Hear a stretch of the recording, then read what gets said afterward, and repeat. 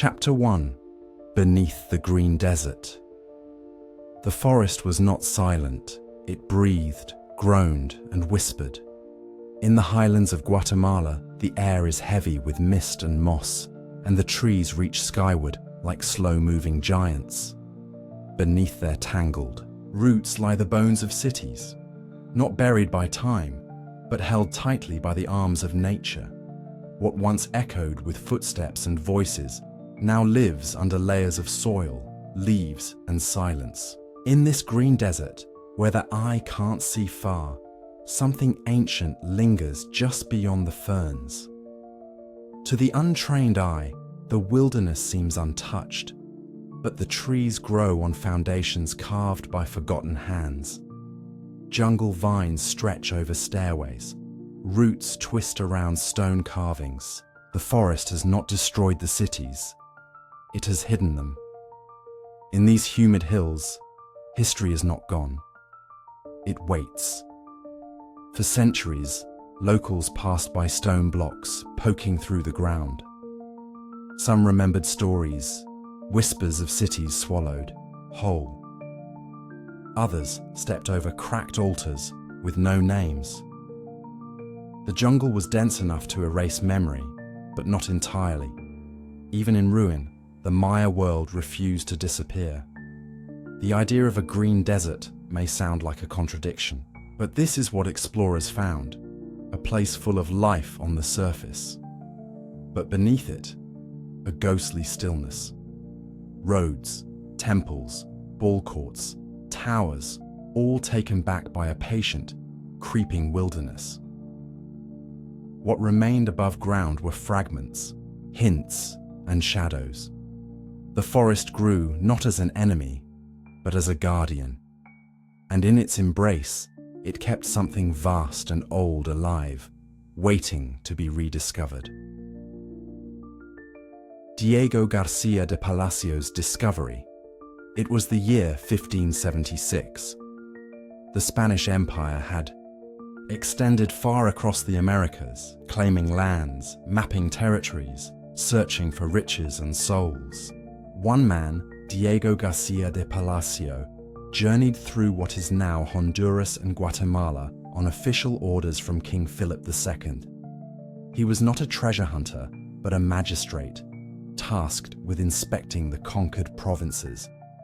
Yet what he stumbled upon would become one of the earliest written European records of the Maya ruins. Palacio was no stranger to hardship. He traveled through swamps and heat, through sickness and hunger. But deep in the forest, his attention was caught by something unusual. Not the wilderness, but what broke through it. Stone walls, giant carved blocks, strange symbols etched into mossy surfaces, and rising in the distance, mounds that were not hills, but man-made temples, cloaked in vines. He did not know the name of the place, but we now call it Copan, one of the great Maya cities. Palacio and his men stood among the remnants of a vanished world. He wrote in his report that this was clearly a place of former greatness, a seat of power and population, with buildings as fine as any in Europe.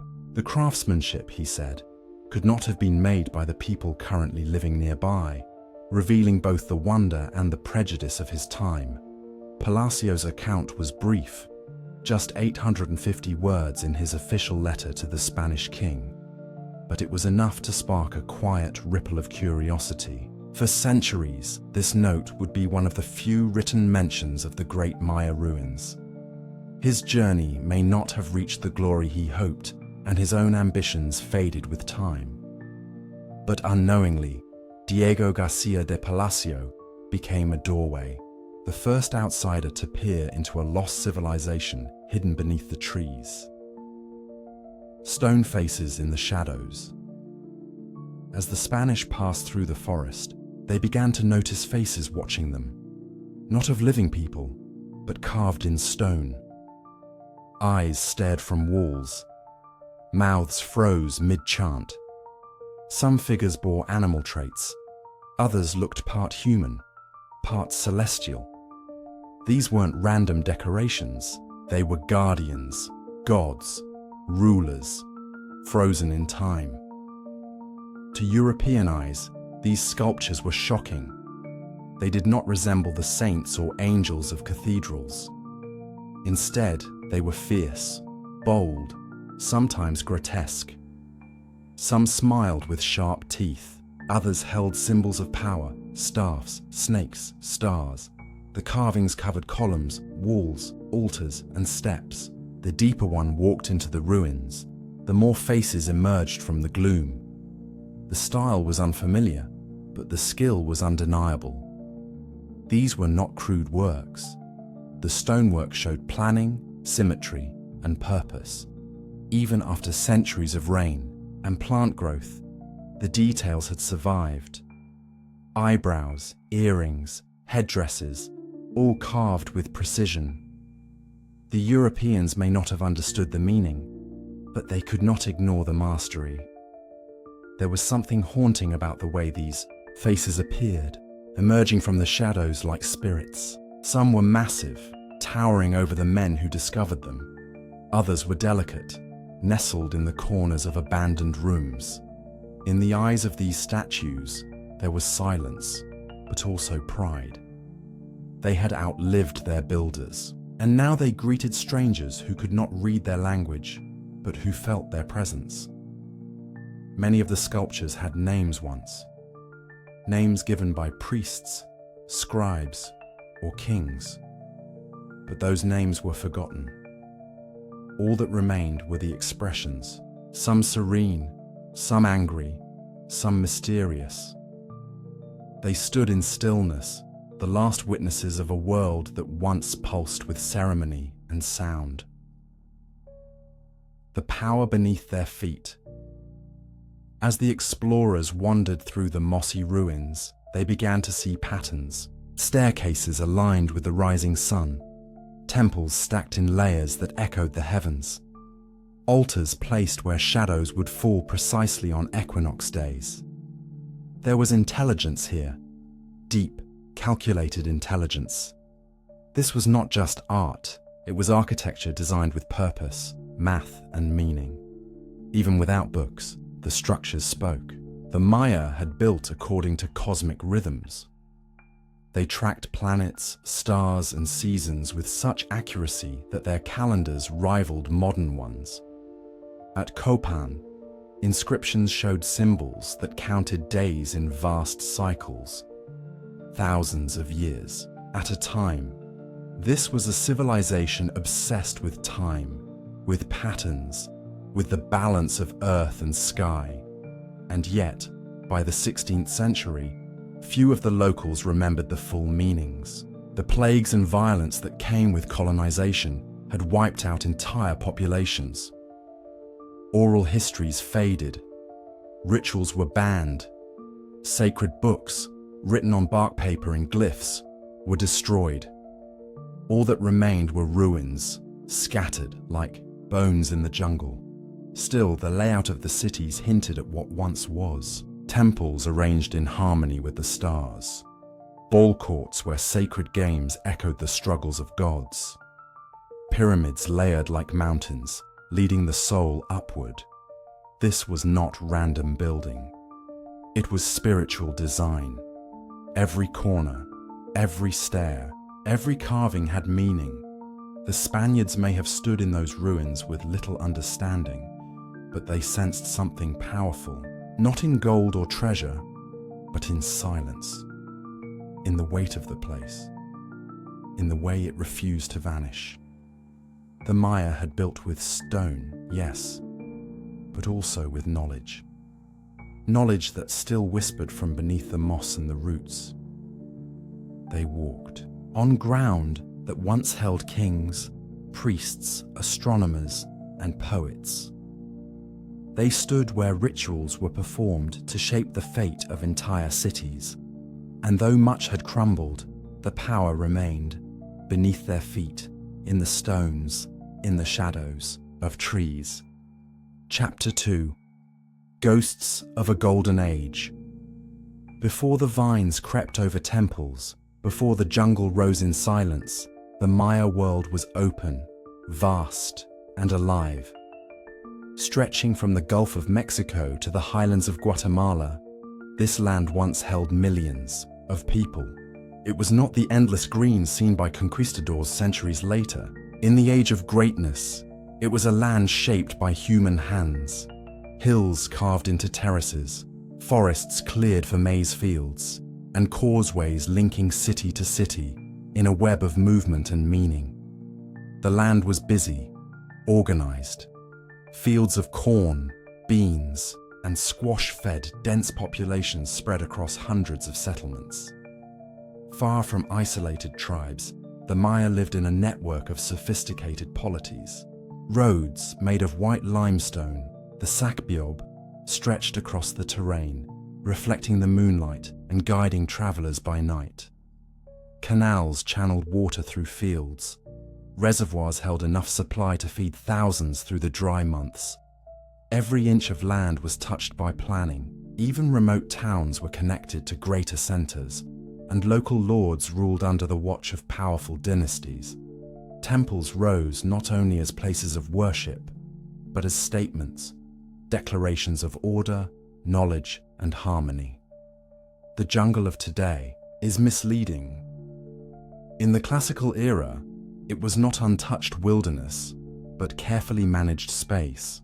The forest was shaped to serve people, and in turn, people served the gods who gave life to the land.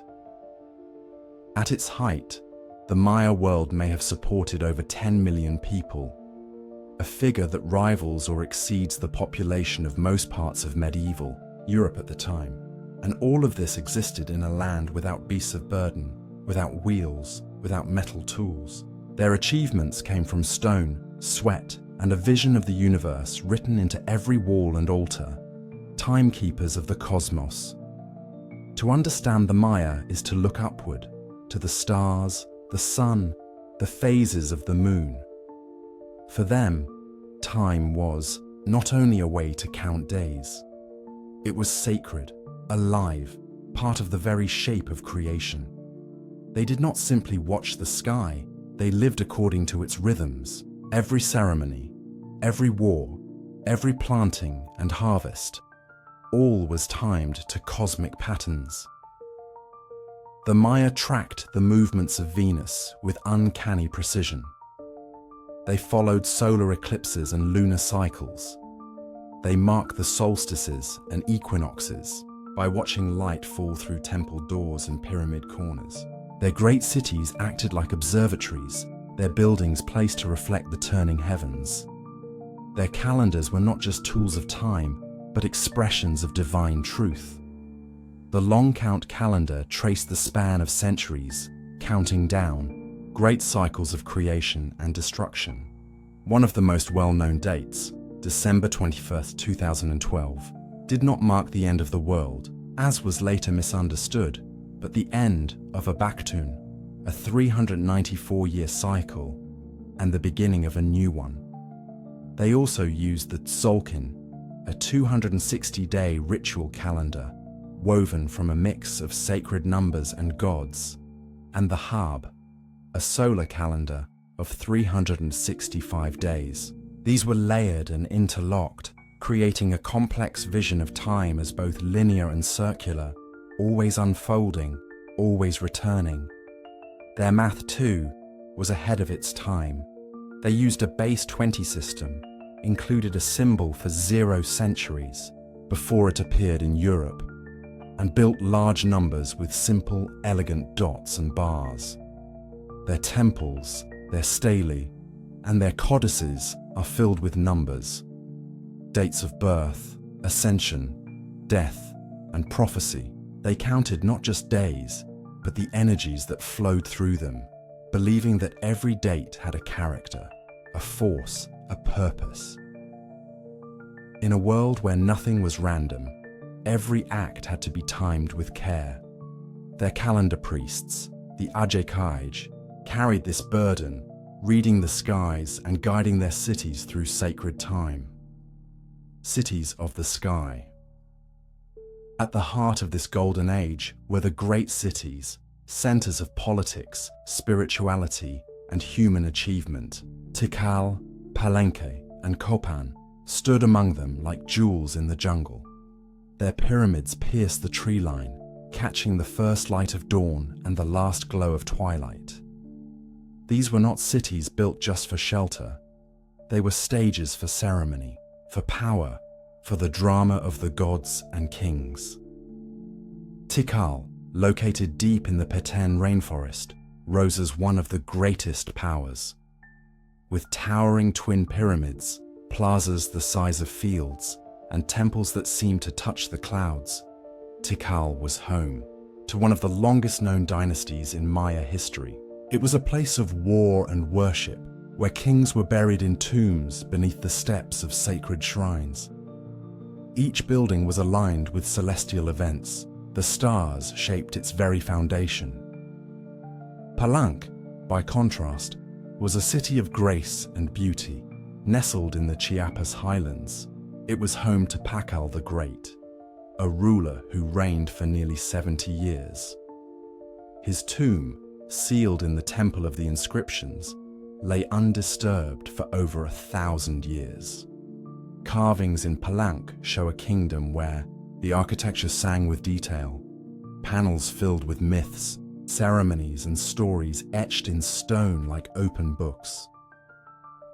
Further south, Copan flourished near the edge of modern Honduras. It was a city of thinkers and artists.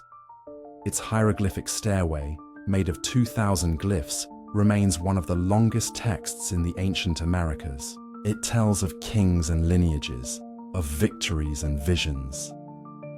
The city was shaped with care, its sculptures bold and expressive. Rulers shone with gods at their side, their faces both human and divine. These cities were alive with movement, not just of people, but of ideas, rituals, and meaning. Markets buzzed with trade, courtyards echoed with chants. The ball game, sacred and symbolic, played out in stone courts where the stakes were spiritual. These were cities that lived in two worlds, the physical and the cosmic, each building a bridge between earth and sky, collapse in the silence. Then something changed, slowly, and then suddenly, the great cities fell quiet. Between the late 8th and 9th centuries, many of the powerful centers in the southern lowlands were abandoned. Tikal, Copan, Kalakmul, Dos Pilas, their temples emptied, their palaces left to the forest. The long chants ceased. The carved stelae stopped being raised. A world of order and rhythm slipped into silence. To this day, the full cause of the Maya collapse remains uncertain. It was not a single event, but a storm of forces. Climate shifts brought drought to a land dependent on seasonal rains. War between cities escalated, turning alliances into ashes. Fields once fertile grew tired from overuse. The very system that built the greatness, the need to support elite rulers with constant construction, tribute, and control, began to break under its own weight. Population centers shrank, roads crumbled, reservoirs dried. The ruling class lost its grip, and, with it, the social fabric unraveled. Some cities were attacked and burned. Others were simply left behind. The forest began to return, slowly creeping over the plazas and palaces, hiding the memory of what once was. Yet even in collapse, the Maya did not vanish. They moved to the north, to the highlands, to new regions. New cities rose, traditions adapted, but the classical age, the time of the great dynasties and cosmic calendars etched in towering stone, had ended. What followed was not nothing, but a different kind of Maya world, a world reshaped by memory, survival, and change. The silence of the classic collapse was not the silence of death, but of transformation. And in time, even that silence would begin to speak again, through the voices of explorers, scholars, and Maya descendants who never forgot the cities of their ancestors. Chapter 3. The Conquest Begins. It began with the wind and the sea, restless and full of promise. In the early 16th century, Spanish sails cut across Caribbean waters, seeking new coasts and unseen empires. They had already claimed Cuba and Hispaniola, islands subdued with brutal ease. Now, their gaze turned westward, toward the horizon, where rumors whispered of unfamiliar lands and treasures yet untouched. In 1517, 3 ships departed from Cuba under the command of Francisco Hernández de Córdoba. They drifted into unknown waters, battered by storms and guided only by fragments of maps and ambition. For 3 long weeks, the sea kept its silence. Then, at last, land. Pale beaches, still forests, and rising above the treetops, something entirely unexpected. Buildings, towers of stone, architecture that didn't belong to wandering tribes or coastal villages. This was something else. The men stepped ashore onto the coast of what we now call Yucatan, unaware that they were walking into the edge of a world far older and far more complex than they had imagined. They were met by canoes and curious locals.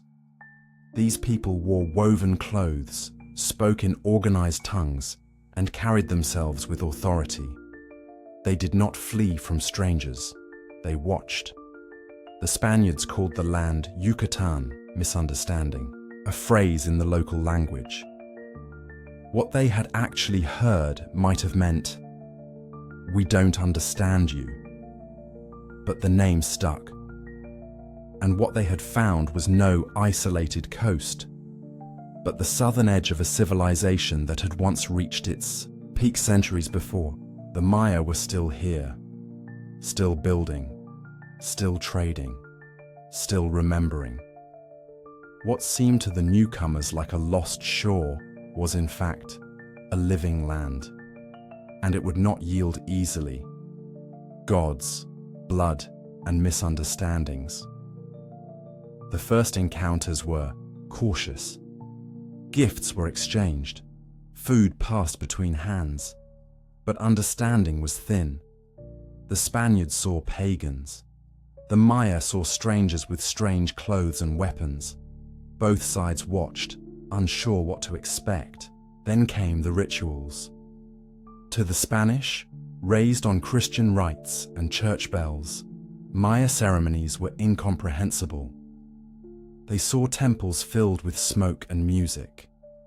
They smelled incense and fire. They watched as priests, dressed in bright feathers and crimson dyes, prepared for what they believed was sacred. But when the rituals reached their peak and a boy's chest was opened in sacrifice, the Spaniards recoiled in horror. To the Maya, this was a gift to the gods, a long-honored part of keeping the balance of life and death. To the Spanish, it was proof of evil. Misunderstanding deepened into fear. In one town, the Spaniards watched as statues of stone gods were washed in blood and hearts were offered to the sky. They saw altars red with life and priests coated in paint and ash. These moments shattered any hope of peace. What had begun as curiosity dissolved into judgment and then into resolve. The Spanish believed they had found a land ruled by demons, a land in need of salvation, by force if necessary. The Maya, for their part, were not unaware of the strangers' unease, but they could not have known the scale of violence that these men carried with them. They had seen visitors before, traders from other lands, explorers from nearby kingdoms, but nothing like this, nothing so cold and ready for conquest.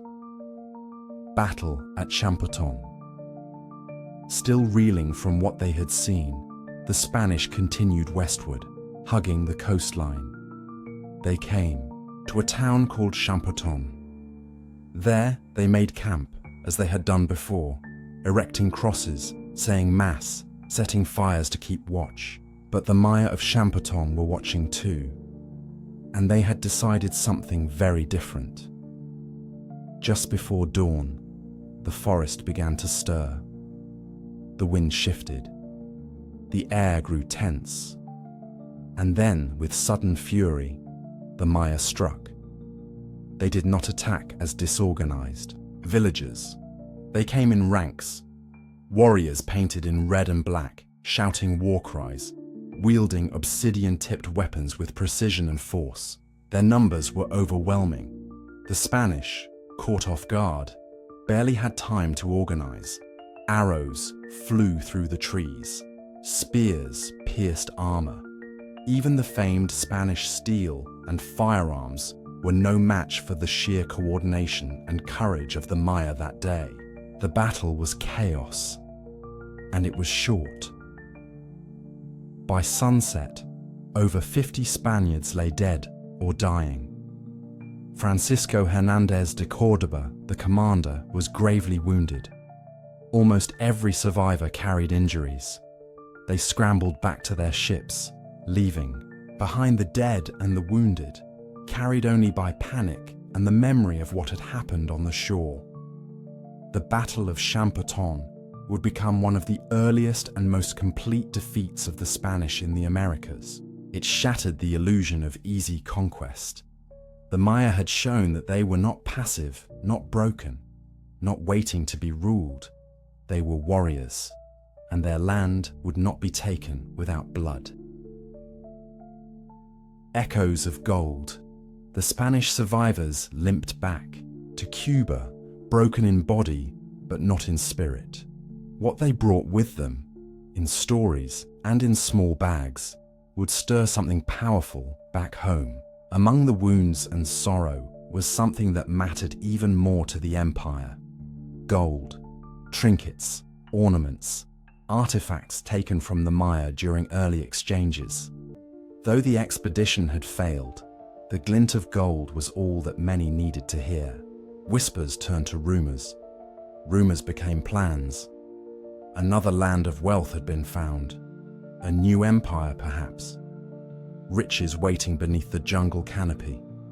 And so, as quickly as they had fled, preparations began for return. In the years that followed, more expeditions would be launched, some more cautious, others far more brutal. With each attempt, the Spanish brought more men, more weapons, and more determination. They had tasted defeat, but they had also tasted gold. And that, to the empires of Europe, was more than enough.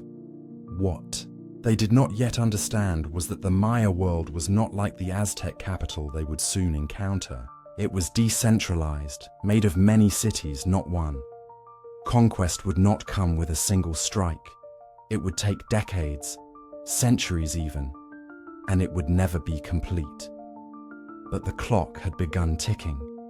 The conquest had started, and while the Maya had defended their shores once, they would soon face waves of invaders who would not retreat so easily.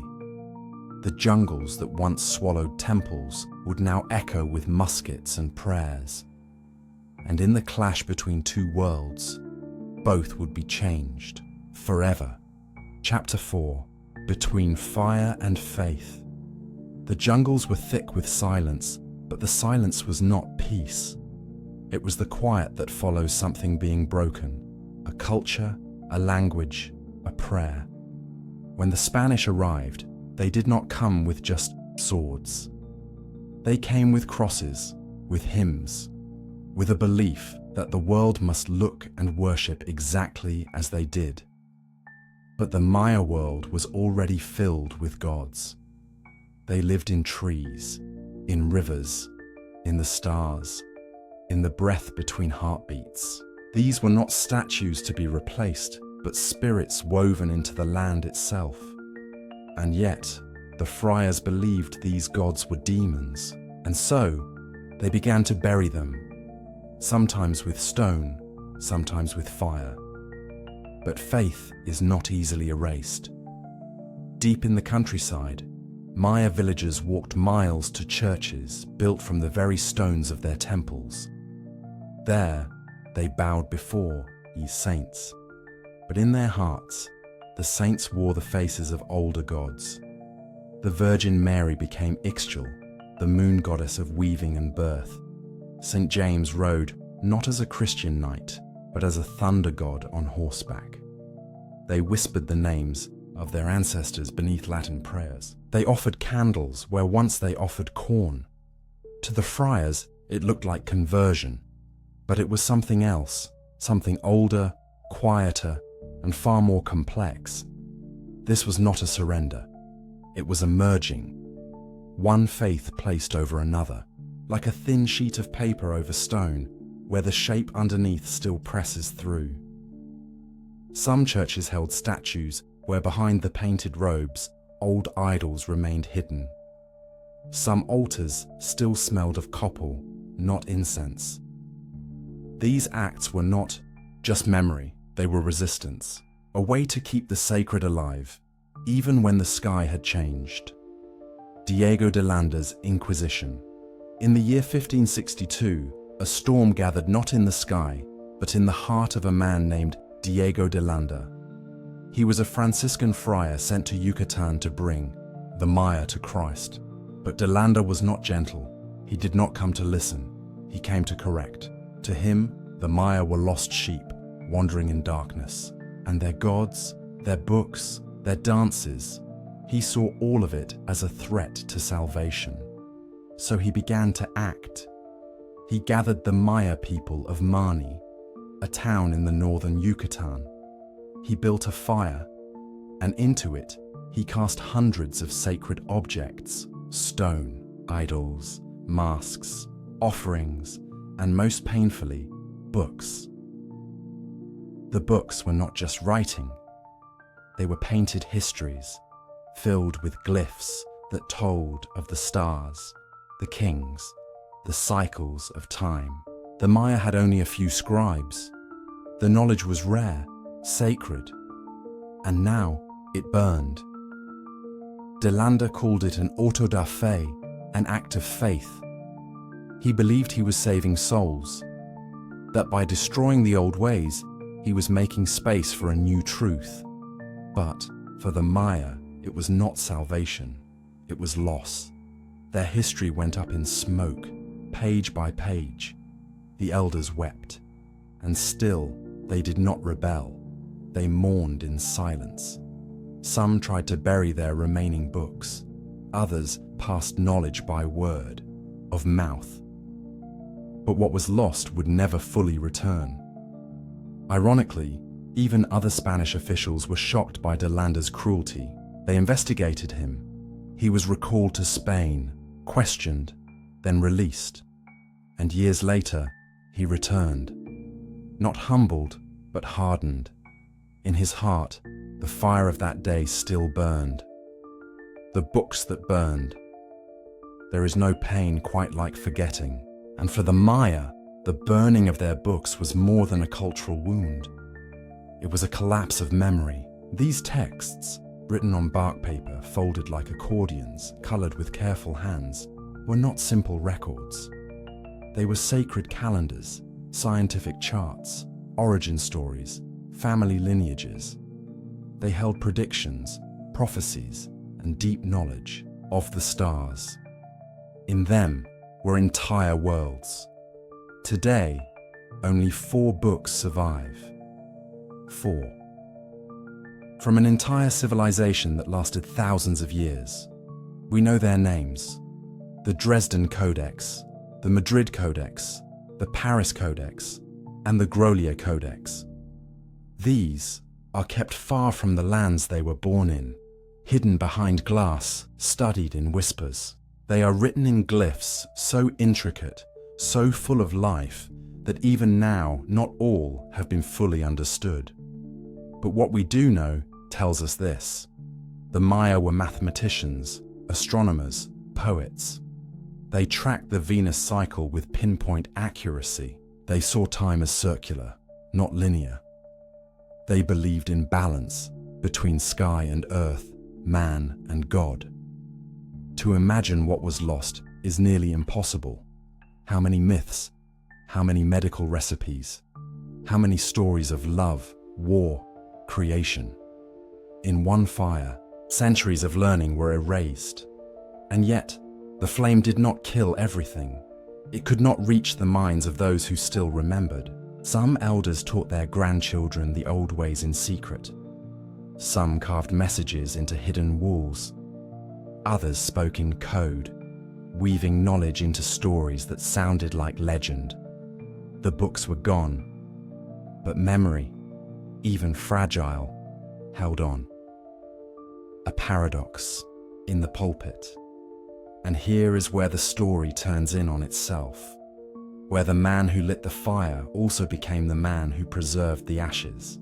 Diego de Landa, years after burning the Maya codices, did something no one expected.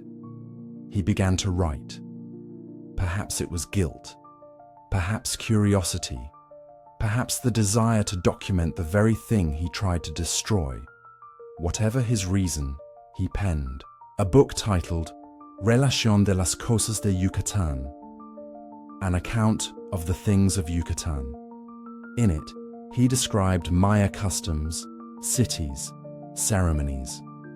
He attempted to match Spanish letters with Maya glyphs. He drew maps, described gods, and told of rituals in detail. It is far from perfect. He misunderstood much. He distorted more. But still, it became one of the most important sources of Maya history. The man who destroyed their books unknowingly created a new one, a strange mirror, a paradox. Historians today use de Landa's writings with care, grateful but cautious. His words cannot be trusted completely, but without them, the gaps would be larger. It is as if a thief stole a treasure, but left behind a sketch of what it looked like.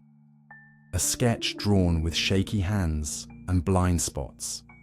And yet, even through that sketch, a faint image remains. De Landa believed he was doing God's work, but history sees more clearly. His fire took too much. His book, while useful, came far too late. And yet, because of him, we know names we might have lost. Itzamna, Kukulkan, Ixchel. We know of cenotes used for offerings, of ball games played with sacred rules, of pyramids aligned to the sun. In the end, Diego de Landa stands as both a destroyer and a witness, a man whose hands carried both torch and pen. And in that strange, sorrowful duality, we glimpse a deeper truth.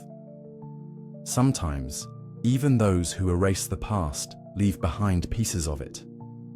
Not enough, never enough, but just enough to remind us of what once was.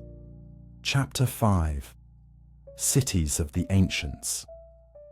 Deep in the lowland jungles of northern Guatemala, the ruins of Tikal rise like sleeping giants from the forest floor. Birds call softly in the canopy above, while thick vines cling to limestone temples once lit by sacred fire. Long ago, this place was not silent.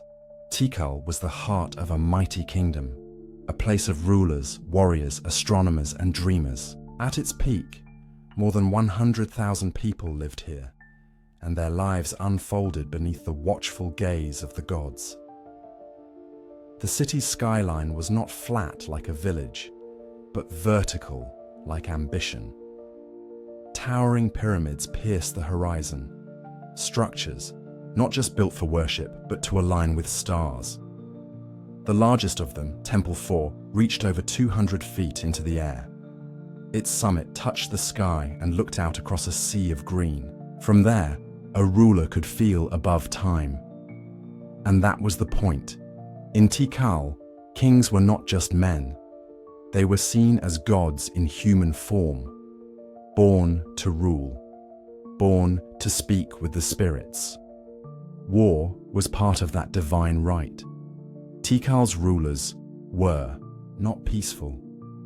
They fought long and often with nearby rivals, especially Kalakmul. Wars were not just for land, they were rituals. Battles were played out with ceremony, sacrifice, and story. Victory meant more than power. It meant favor from the gods. And yet, despite all the glory, Tikal did not last. By the late 9th century, it began to empty. No one is fully sure why. Some say drought, others rebellion. But the jungle grew quiet, the pyramids remained, and the gods perhaps waited in the silence. Palenque, the philosopher kings. Far to the northwest in the hills of what is now Chiapas, Mexico, lies the ancient city of Palenque. Unlike Tikal, it was smaller, less about power, more about poetry. Palenque was a place of art and thought. The buildings here weren't just grand, they were elegant. Carvings lined the walls, glyphs covered stone tablets like books carved in rock. And at the center of it all was a ruler unlike any other, Pakal the Great. Pakal came to power young, just 12 years old, but he ruled for nearly 70 years, and under his guidance, Palenque blossomed. His architects built the Temple of the Inscriptions, one of the most important buildings in all of Maya history. Inside was not only his tomb, but a record of his life. It told stories of lineage, the cosmos, and the world to come. The lid of his sarcophagus, carefully carved, shows Pakal in a pose many have tried to interpret. Some say it shows him falling into the underworld.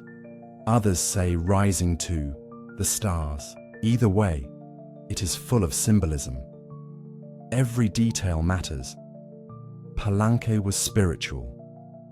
Its buildings were aligned with the solstices and equinoxes. It honored the earth and the sky, the moon and the sun. Its scribes wrote of creation myths and the calendar cycles. And its people seemed to seek understanding, not just power. Though time would wear its walls, Palenque left behind whispers of peace, of beauty in precision, of rulers who did not only command armies, but also asked questions of the heavens. In Pakal's city, divinity wore the face of wisdom. Copan, the Athens of the Maya, near the southeastern edge of the Maya world, where the land softens into the high valleys of modern-day Honduras, stands Copan, a city that once rivaled the cultural spirit of ancient Athens. While its pyramids were smaller than Tikal's, Copan rose in a different way, through knowledge. Copan was a city of scribes. Its leaders invested in learning, in astronomy, in history. The city's most stunning legacy is not a temple or a tomb, but a staircase. The hieroglyphic stairway, found on the Temple of the Inscriptions, is the longest known text in the Maya world. It holds over 2,000 glyphs. Each one tells part of the story of Copan's kings, their lineage, and their view of the cosmos. And all of it carved into stone, step by step. Here, rulers were remembered not just for conquest, but for clarity. The greatest among them was 18 Rabbit, a name that echoes with poetic strangeness, but belonged to a ruler of deep culture. He commissioned the city's most beautiful monuments. Under his rule, the city flourished with sculptures that seemed to breathe. Stone faces stared out from stelae, upright stones, telling stories with silence and grace. And yet, even Copan faced collapse. Its last ruler, Yax Passage, struggled to hold the city together. Resources ran thin, the population declined, and eventually, like the others, Copan faded into the forest. Still, its libraries of stone remain, and its spirit, the pursuit of knowledge, the power of memory, lives on through the glyphs that whisper of stars, of time, and of kings who knew the pen could be mightier than the spear. Kalakmul, the Snake Kingdom. Hidden deep in the dense forests of Mexico's Campeche region, Kalakmul was long lost to time. For centuries, it slept beneath the vines, its true size unknown. Only in recent decades did archaeologists begin to uncover its full shape. What they found changed everything. Kalakmul wasn't just a city, it was an empire. It rivaled Tikal in every way and often clashed with it. For more than a century, these two powers fought for control over the southern lowlands. Kalakmul was the capital of the Chichen Dynasty, whose symbol was the snake. The kings of Kalakmul were cunning, ambitious, and patient. They formed alliances with smaller cities, they plotted long campaigns, and they nearly brought Tikal to its knees. The heart of Kalakmul held over 6,000 structures. 2 massive pyramids rose at its center, and across its vast territory, inscriptions told of kings who ruled for decades. Unlike the poet kings of Palenque or the philosopher scribes of Copan, Kalakmul's rulers were warriors and tacticians. Yet they too believed in the sacred. Their monuments speak of divine right and cosmic balance. One inscription calls the King the Holy Snake Lord, a title both regal and spiritual, and even in its might, Kalakmul fell. Like so many other Maya cities, it declined in the late Classic period. Climate, conflict, and time wore it down, but its rediscovery is still fresh. Much of Kalakmul remains unexcavated. Its secrets lie buried beneath centuries of soil and root. As researchers continue their slow work, each find tells more of a story not of ruin, but of majesty once forgotten. The Snake Kingdom, long hidden, now rises again in memory. It's silent, stones speaking softly through the hands that uncover them. Chapter 6. The Rediscovery. The jungle was not quiet. It breathed with thick humidity and the soft rustle of leaves. Insects hummed like invisible strings in the air. Parrots cried from somewhere deep in the canopy. And beneath all this noise, beneath roots and moss, the stone bones of an ancient world waited. For centuries, the great Maya cities had slumbered beneath the weight of the forest. Trees wrapped their roots around temples. Vines crept over carvings. Whole pyramids vanished under green hills. It seemed the world had forgotten. Until 2 men came searching. In the early 1800s, John Lloyd Stevens, an American writer and explorer, was filled with restless curiosity. Stories had reached him. Stories of massive ruins hidden in the forests of Central America. He wondered if these stories were true. Were there really lost cities tucked beneath the trees? And who had built them? He set out to find out, bringing with him an English artist named Frederick Catherwood, a quiet man with a steady hand and a patient eye. Their journey was difficult. The paths were mud and stone, the air thick. Mosquitoes swarmed. They crossed rivers, cut through overgrown trails, and entered forgotten places where the jungle had tried to erase time. And then, one day, they found it. Copan, buried beneath centuries of silence. Carvings peeked from the roots. Stelae stood tall, though cracked and worn. Pyramids loomed like islands in a sea of green. What they found was not just ruins, it was memory. Stevens and Catherwood had stepped into another world, and it changed them. What began as a journey of exploration became a mission of preservation. These cities were not fables, they were real, and the world had to know. Sketching the gods, Frederick Catherwood didn't speak much, but with pen and brush, he told stories louder than words ever could. Where Stephens wrote of what they saw, Catherwood drew it. Stone by stone, glyph by glyph. He climbed pyramids, stood before fallen arches, sat beneath crumbling statues, and he drew, quietly, carefully, precisely. What he created were not just pictures, they were windows into another time. In a world before cameras, Catherwood's drawings were the only way for others to see what lay hidden in the jungles of Honduras, Guatemala, and Mexico, and what they revealed shocked people across Europe and America. Giant faces carved in stone, long staircases lined with glyphs, temples built with perfect balance and deep symbolism. His illustrations showed not savagery, but sophistication. These were not primitive ruins. They were the remains of a deep, intelligent, and spiritual culture. Catherwood's art was more than beautiful. It was accurate. He used a camera lucida, an early optical device that helped him trace shapes with precision. Every line was true to what he saw, and that truth mattered. Because for many at the time, it was hard to believe that the Maya, indigenous, people of the Americas could have built such marvels. Many believed only old-world civilizations like Greece, Rome, or Egypt could create such architecture. But the drawings said otherwise. They didn't argue. They didn't shout. They simply showed. And the world had to begin seeing things differently. Truth. In the ruins, when Stephens and Catherwood published their findings in the early 1840s, their books caused a quiet earthquake in the world of ideas. Incidents of travel in Central America, Chiapas, and Yucatan was not just a travel diary, it was a revelation.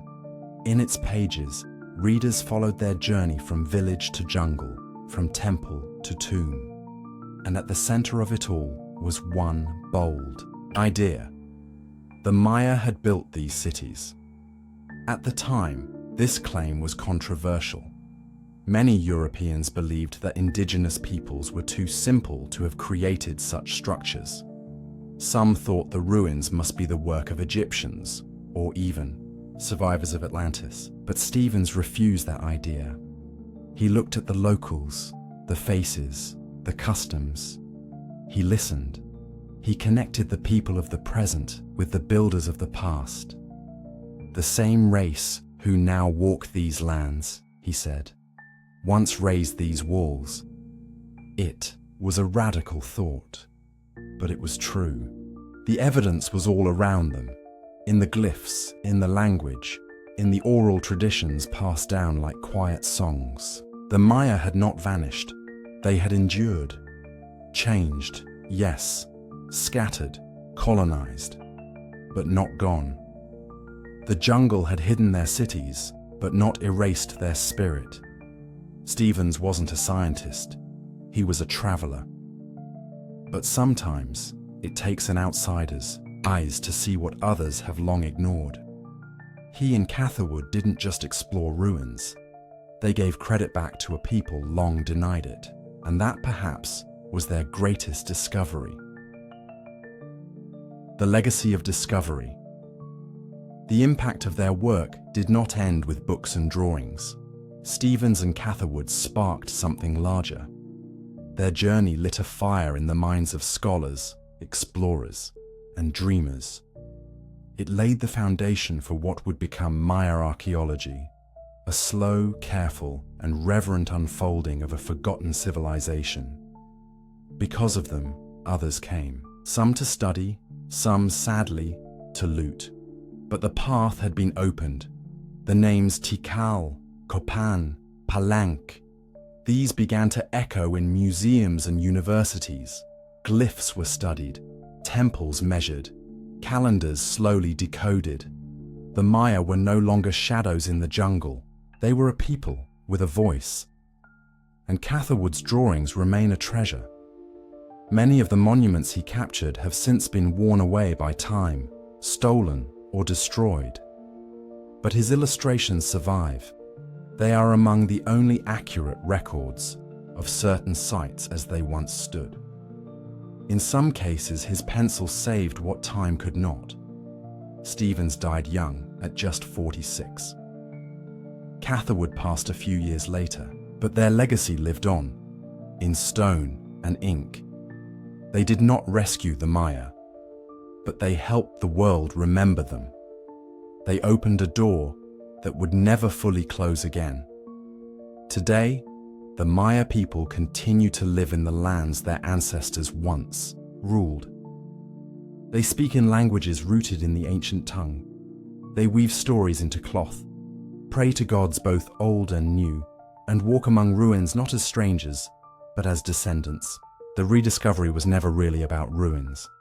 It was about remembering, about seeing clearly what had always been there. And so, when the jungle breathes and the ruins rise in morning light, it is not the voice of two explorers that we hear, but the quiet song of a civilization rediscovered and finally re-seen. Chapter 7. The Maya never vanished. The jungle grew thick around the old stones.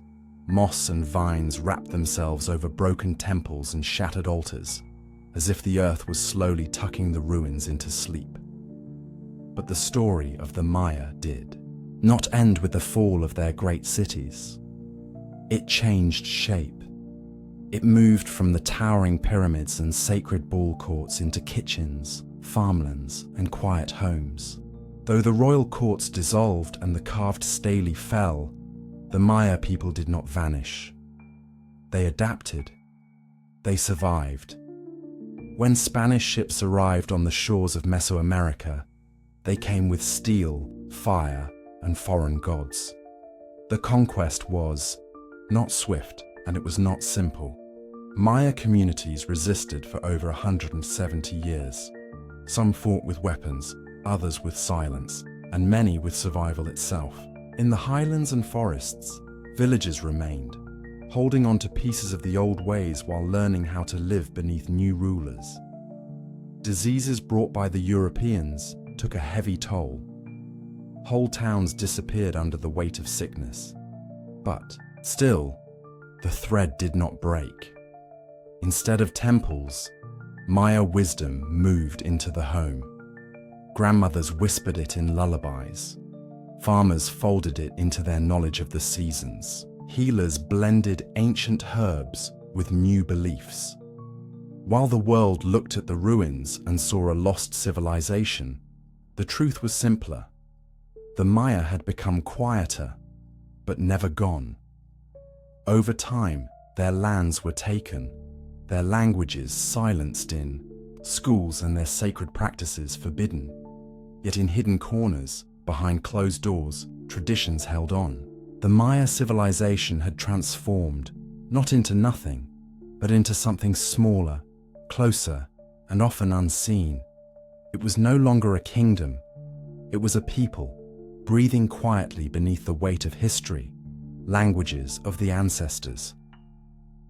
In the modern world, over 6 million Maya people live across Mexico, Guatemala, Belize, and Honduras. And among them, more than 24 Maya languages are still spoken today. These are not relics. They are living tongues, used to greet children in the morning, to sell fruit in the markets, to offer prayers at the altar. Yucatec Maya is heard on the lips of elders in the Yucatan. Quiche and Quechua echo through the hills of Guatemala.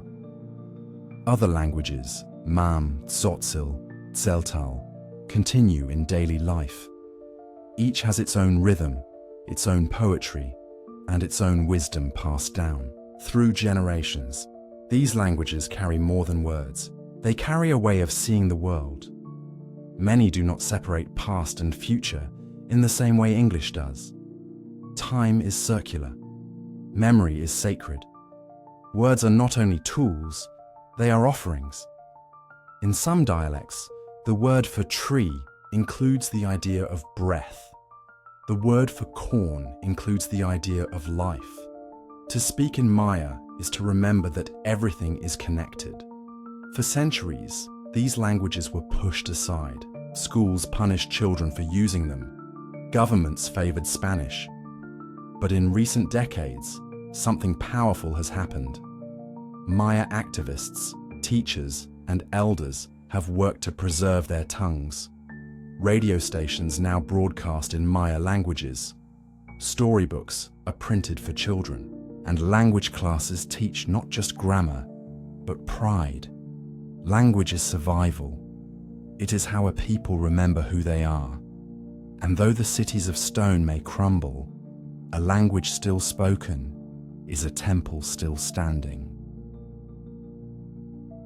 Sacred threads of memory rituals do not always need great temples.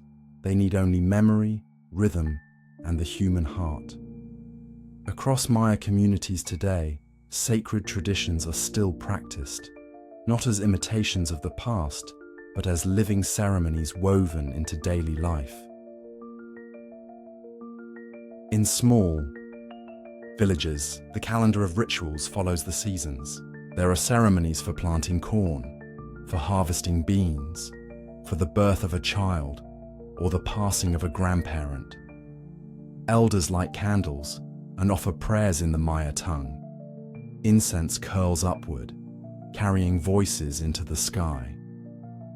Offerings are placed, sometimes simple things like tamales or cacao, sometimes wildflowers, or a few drops of rainwater gathered in silence. These acts are not performances, they are threads. Threads that tie the present to the past and the people to the land. Dances, too, are part of this fabric. The deer dance, the corn dance, and many others continue to be performed in festivals that mix both ancient and colonial elements. The body remembers what the mind forgets, and each step in the dance echoes a time when the gods walked among the people. Storytelling remains sacred. Elders sit with children beneath starry skies, sharing tales of creation, of the hero, twins of the sun and the moon. These are not just myths, they are blueprints for living. They remind the listener of balance, of respect, of the hidden forces that shape the world. Even the simple act of cooking, making tortillas by hand, or preparing a sacred drink like atola, can become a form of memory, a ritual in motion. Despite centuries of suppression, these rituals have endured, passed hand to hand, heart to heart. Some have changed, blending with Catholic elements or local customs, but the core remains. Like an ember beneath ashes, it waits, glows, and continues to warm the soul of a people who never let go of who they were. The return to the ruins. Once, the great cities of the Maya were abandoned, swallowed by jungle, forgotten by outsiders. For a long time, it was foreign archaeologists who studied them, who brushed away the leaves and unearthed the past. But now, something beautiful is happening. The descendants of those who built the temples are returning, not just as visitors, but as guides, scholars, and protectors. In places like Copan, Tikal, and Palenque, modern Maya communities are working side by side with archaeologists. They help translate glyphs. They share oral histories. They challenge old theories that ignored their voices. No longer are they treated as relics of a dead civilization. They are the living heirs of a vast and complex legacy. This collaboration brings change. In museums, Maya curators are creating exhibits that reflect their people's view of history. In universities, Maya students are earning degrees in anthropology and heritage preservation. In sacred sites, spiritual leaders are being allowed to perform ceremonies once forbidden. The ruins are no longer silent. They are alive again, with footsteps, prayers, and songs. In the town of Momostanango, elders teach younger generations how to read the calendar, how to count the days by the sun, moon, and Venus. In Chiapas, Maya farmers preserve the ancient ways of growing maize.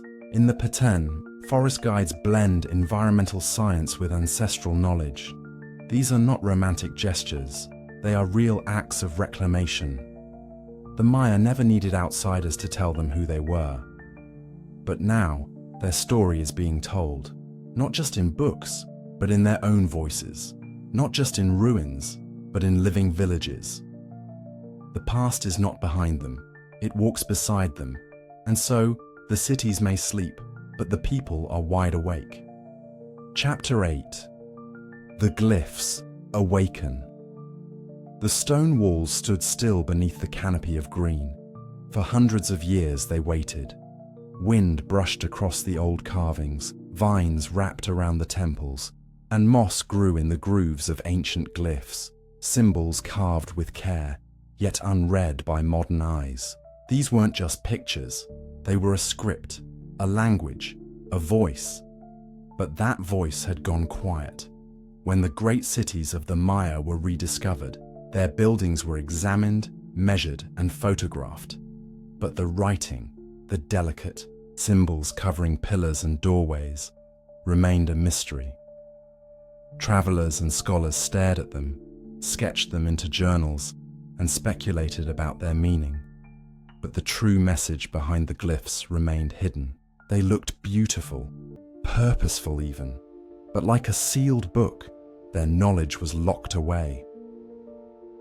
For many years, researchers believed the glyphs were just decoration. Some thought they were religious symbols, not meant to be read like letters or words. Others guessed they were used only for numbers or for naming gods. Without a guide, it was like trying to read music without knowing the notes. The truth was buried, just as deeply as the ruins themselves. The Maya had written on more than stone. Their books, folding bark paper codices, once told stories of the stars, of medicine, of kings and prayers. But most of those books were destroyed after the Spanish conquest. The few that survived became some of the most valuable manuscripts in the world. Yet even they couldn't be read. The words were there. The sentences flowed across pages and monuments, but no one could understand them. And so, the story of the Maya remained incomplete. Their voices silent, their names forgotten. The stones waited patiently, and across the world, scholars searched for the key that might someday help those stones speak again. Landa's alphabet. The key, strangely enough, came from someone who had helped erase the past. In the 16th century, a Spanish friar named Diego de Landa came to the Yucatan with a mission to convert the Maya to Christianity. He viewed their beliefs as dangerous, their gods as false, and their books as threats.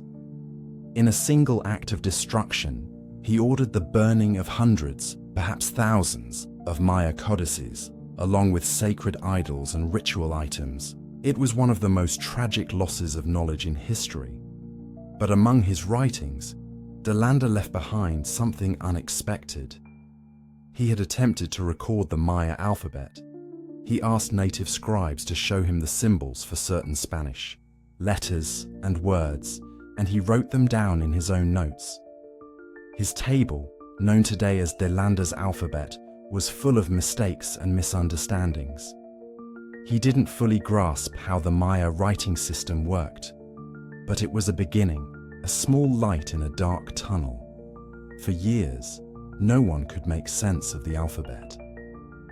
It didn't seem to match the glyphs on the stones, but in the 1950s, a Russian linguist named Yuri Knorosov took a different approach. He believed de Landa wasn't completely wrong, just misinterpreted.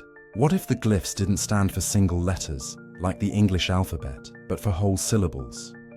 What if Maya writing was a mix of sound and meaning? Knorosov tested this theory. He took known glyphs and compared them to patterns in de Landa's notes. Slowly, connections began to appear. Glyphs weren't just symbols, they represented sounds, syllables, words. The Maya script wasn't just artistic, it was readable, it was phonetic. His work wasn't welcomed at first. Many Western scholars resisted his ideas, but over time, his findings were tested and confirmed. Knorosov had cracked the code. Others joined in: Tatiana Proskuryakov, David Stewart, and many more. Each built upon the work, adding to the map of sounds, names, and stories. Piece by piece, the language began to return. And so, from the ashes of Landa's destruction came an unlikely gift, a fragment of memory that helped awaken a voice that had slept for centuries. Phonetics in stone. Once the idea of phonetics was accepted, the glyphs began to reveal their secrets. No longer random designs, they were recognized as parts of a system, organized, rule-bound, and incredibly rich. Glyphs were read in double columns, top to bottom, left to right. Many stood for full syllables like ba, ka, or tu. Others stood for full words or ideas, such as king, sky, or temple. Some glyphs even used a clever method called rebuses, symbols that used sound to hint at another word, much like using a picture of a bee and a leaf to write belief. At temples across the ancient Maya world, these messages came alive. In Palenque, the story of King Pakal unfolded, his royal lineage, his achievements, his tomb buried beneath the temple of the inscriptions. At Copan, the names of kings were matched with dates, battles, and ceremonies. In Tikal, rulers were described preparing for war, marrying into other dynasties, and calling upon the gods for victory. The glyphs recorded births, deaths, marriages, battles, and offerings. They listed royal names, family trees, places of power, and moments of cosmic alignment. Some inscriptions were formal, full of titles and divine claims. Others were personal, describing illness, visions, and dreams. This was not a mythic language. It was practical, historical, and deeply human. Even numbers were beautifully complex. The Maya used dots and bars to represent counts and paired them with calendar signs to mark dates. Their long count calendar could track time for thousands of years. When glyphs listed a day, it wasn't just the date.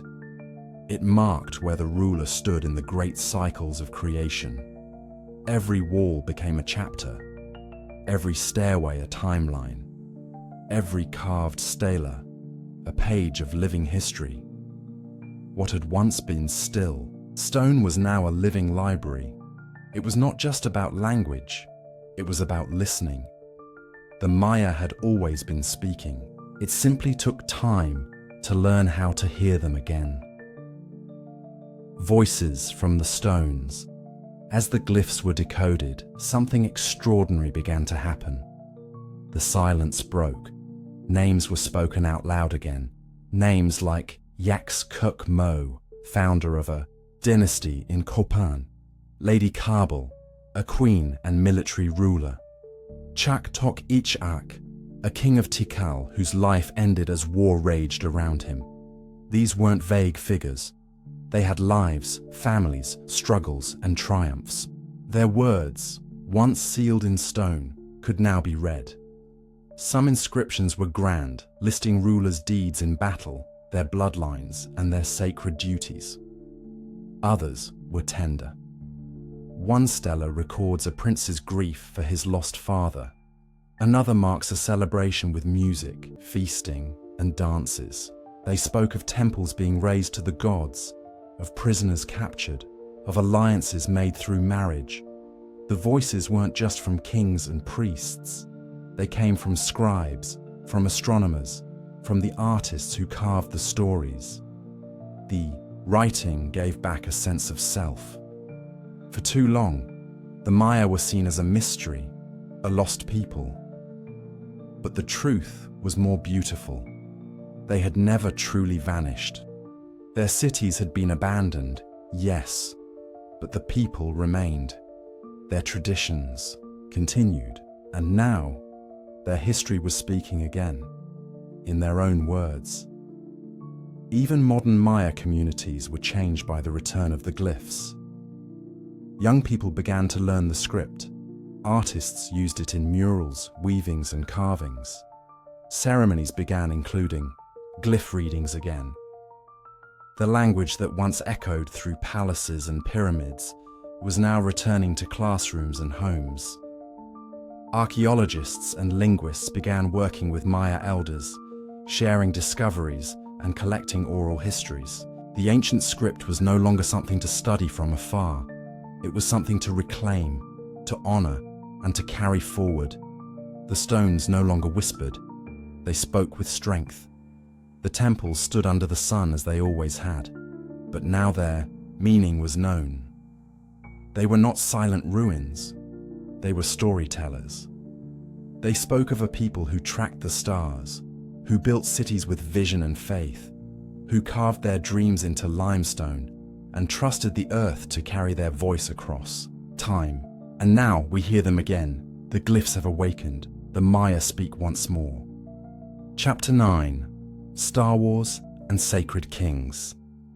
In the deep forests of Mesoamerica, time moved differently. It was not simply measured in days and nights, but in cycles, alignments, and sacred rhythms. The Maya didn't just look at the sky. They lived by it. They believed the heavens were alive, filled with signs and movements that shaped the fate of kings and cities. And when it came to war, it was the stars that lit the path to battle. Maya kings did not wage war at random. Their actions were tied to celestial calendars. They studied the motion of Venus, tracked eclipses, and followed the sacred long count. Certain days held meaning, portals between the world of humans and the realm of gods. To begin a campaign on an unlucky date could bring ruin. But to strike, when Venus rose in the morning sky, or when the numbers aligned with power, was to fight with the gods on one side. Astronomer priests played a key role. They watched the skies from observatories and temple tops, using tools like shadow markers and carved calendars. These were not simple predictions. They were divine instructions. A royal decision to attack was not just political, it was spiritual.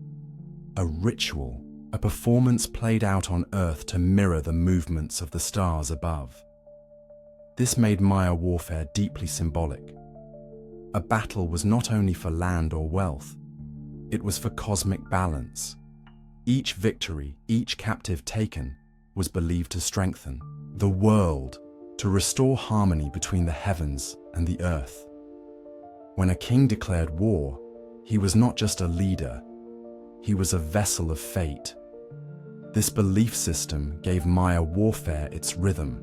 There were seasons of peace, seasons of sacrifice, and seasons of battle, each carefully timed, each blessed or warned by the stars.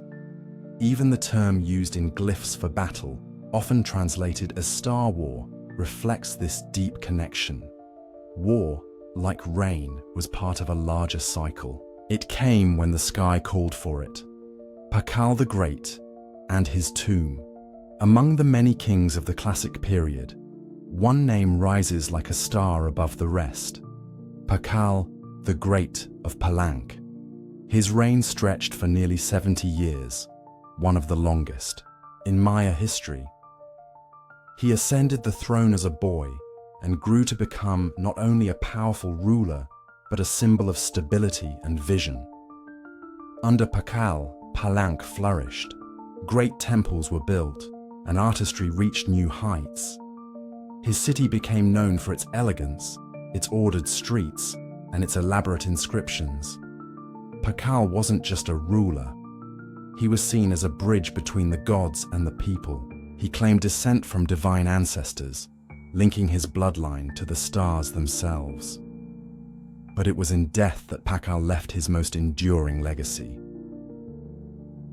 Beneath the Temple of the Inscriptions, hidden deep inside, lay a stairway sealed for centuries.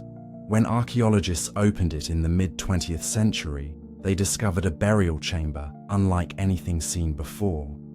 At its center was a massive stone sarcophagus, carved with cosmic images. The lid alone weighed several tons and was covered in a vision of Pakal's journey to the underworld, a king falling backward into the jaws of a celestial serpent, surrounded by symbols of rebirth. Inside the tomb, Pakal's remains lay adorned with jade. A mosaic mask covered his face. His bones, once strong, now rested beneath a crown of history. But the message was clear. Pakal saw himself not just as a man, but as a being tied to the stars. His death was not an end, but a transformation, a return to the cosmos from which he believed he came. Pakal's tomb was not just a resting place, it was a statement, a final monument to a life lived in alignment with heaven, a reminder that even in death, a Maya king could shine like a star. The Snake Dynasty's rise. As some cities grew in grace and ritual, others prepared for power in more aggressive ways. Among the most ambitious of all was the city of Kalakmul, ruled by a family known as the Snake Dynasty. Their emblem, a snake's head, would come to represent one of the most powerful forces of the classic Maya world. Located deep in the jungles of present-day Campeche, Kalakmul was vast, strategic, and bold. From here, the Snake Lords launched a campaign of influence and dominance that would challenge their greatest rival, Tikal. For generations, these two great powers clashed, not just in war, but in diplomacy, alliances, and political marriages. The Snake Dynasty mastered the art of control. They didn't always conquer by force. They placed allies in royal courts across the region, weaving a web of loyalty and fear. Their glyphs show a rise from obscurity to dominance, as king after king, Uknum the Great, Uknum Tukkawil, and others expanded their reach. One of the most decisive moments came in 562 AD, when Kalakmul helped defeat Tikal in a battle that left the city silent in its inscriptions for over a century. This period, sometimes called Tikal's hiatus, marked a time when the Snake Dynasty sat at the top of the Maya world. Their influence stretched across hundreds of kilometers. Their reach extended to cities large and small. But like the stars, power rises and falls. In time, Tikal would recover. The battles would continue. Yet the legacy of the Snake Dynasty remains, carved in stone, proof of a family that dared to challenge the sun itself. Their story is not just about ambition, it is about strategy, patience, and belief in their destiny. They were not conquerors in the way we often imagine, but kings of timing, lords of symbolism, and masters of celestial warfare. Ritual battles and bloodlines. In the Maya world, war was not simply destruction. It was a sacred act filled with ceremony, structure, and spiritual meaning. Armies gathered not only with weapons, but with ritual. Leaders painted their faces, wore jaguar pelts, and invoked the gods before marching. Battles were fierce, but often focused on capturing rather than killing. The goal was not always to destroy a city, but to take prisoners, especially nobles, rulers, or scribes who could serve a higher purpose. These captives became part of a larger ritual story. They were paraded, sometimes displayed during ceremonies, and eventually, many were sacrificed. But this was not seen as punishment. It was offering. Their blood was considered sacred, able to feed the gods and restore the balance of the world. In many cases, their deaths were timed with celestial events. binding their sacrifice to the movement of planets and stars. Rulers, too, took part in bloodletting rituals. Kings and queens would draw their own blood, sometimes from the tongue or other sacred parts of the body. The pain was part of the process. Their blood was believed to open a portal, allowing communication with ancestors and divine spirits. These acts were deeply personal, witnessed by courtiers and carved into stone for future generations. Warfare also served to reinforce dynasties. Victories were turned into stories. Glyphs recorded not only the battle, but the bloodline of the king who fought. Triumphs in war confirmed that a ruler had the favor of the gods, that his lineage was strong, and his right to rule unquestioned. Even defeat had meaning. A lost battle could be interpreted as a sign to change rituals, restore balance, or even shift leadership. Among the Maya, everything was woven together. Power, blood, war, and sky. There were no separate parts. A king's sword moved in rhythm with the stars. A prisoner's last breath carried a prayer to the heavens. And when the sun rose over the jungle, it lit not just the leaves and temples, but the endless thread of story and ceremony that tied the people to the cosmos. As we look back now, the images remain, etched in stone, wrapped in roots, glowing beneath the trees. Maya warfare was not chaos, it was choreography. Each move made with purpose, each drop of blood a note in a much larger song. And in that song, kings rose, dynasties battled, and the stars watched in silence until the sky called once more. Chapter 10: Collapse and Rebirth. In the heart of the rainforest, where stone pyramids once pierced the green canopy and plazas echoed with footsteps, a stillness slowly spread. Cities that had been full of life, where kings ruled, scribes recorded, and ball games stirred the crowds, began to fall silent. Between the years 800 and 900 CE, the southern lowlands of the Maya world, home to great cities like Tikal, Copan, and Palenque, began to empty. People did not vanish all at once. It was gradual, like the dimming of a flame. Homes were abandoned. Temples fell into disrepair. Markets no longer bustled. The jungle, with its patient, creeping vines, moved in to reclaim what had been shaped by human hands. There were no grand invasions, no fiery destruction left behind. Instead, it was a quiet unraveling. One by one, rulers stopped inscribing dates. The carved stones that had marked generations of kings came to an end. In some cities, the last monuments stood half-finished, messages never completed, legacies left in silence. The cause. It was not just one thing. This collapse, now known as the end of the Classic period, was complex, but the effect was undeniable. A great era had ended. The cities that had once defined Maya power became overgrown ruins, left behind by the very people who had built them. Yet even as these mighty places faded, the people did not disappear. Across the valleys and forests, the Maya found new paths forward. The silence of one age would become the whisper of another. Climate, war, and overreach. Many questions have been asked about why the classic Maya cities collapsed. Over the years, scientists, historians, and archaeologists have searched for clues buried in both stone and soil. One answer comes from the sky, the climate. Studies of lake beds and stalactites show long periods of drought during the time the cities began to fall. For a society that relied on rainfall for crops, especially maize, this would have been devastating. As the rains grew weaker, harvests failed. Food grew scarce. Thirst and hunger took root not just in fields, but in the hearts of the people. But the skies were not the only threat. The Maya world was also a world of kings, each city-state ruled by its own leader, each competing for power. Alliances were made and broken.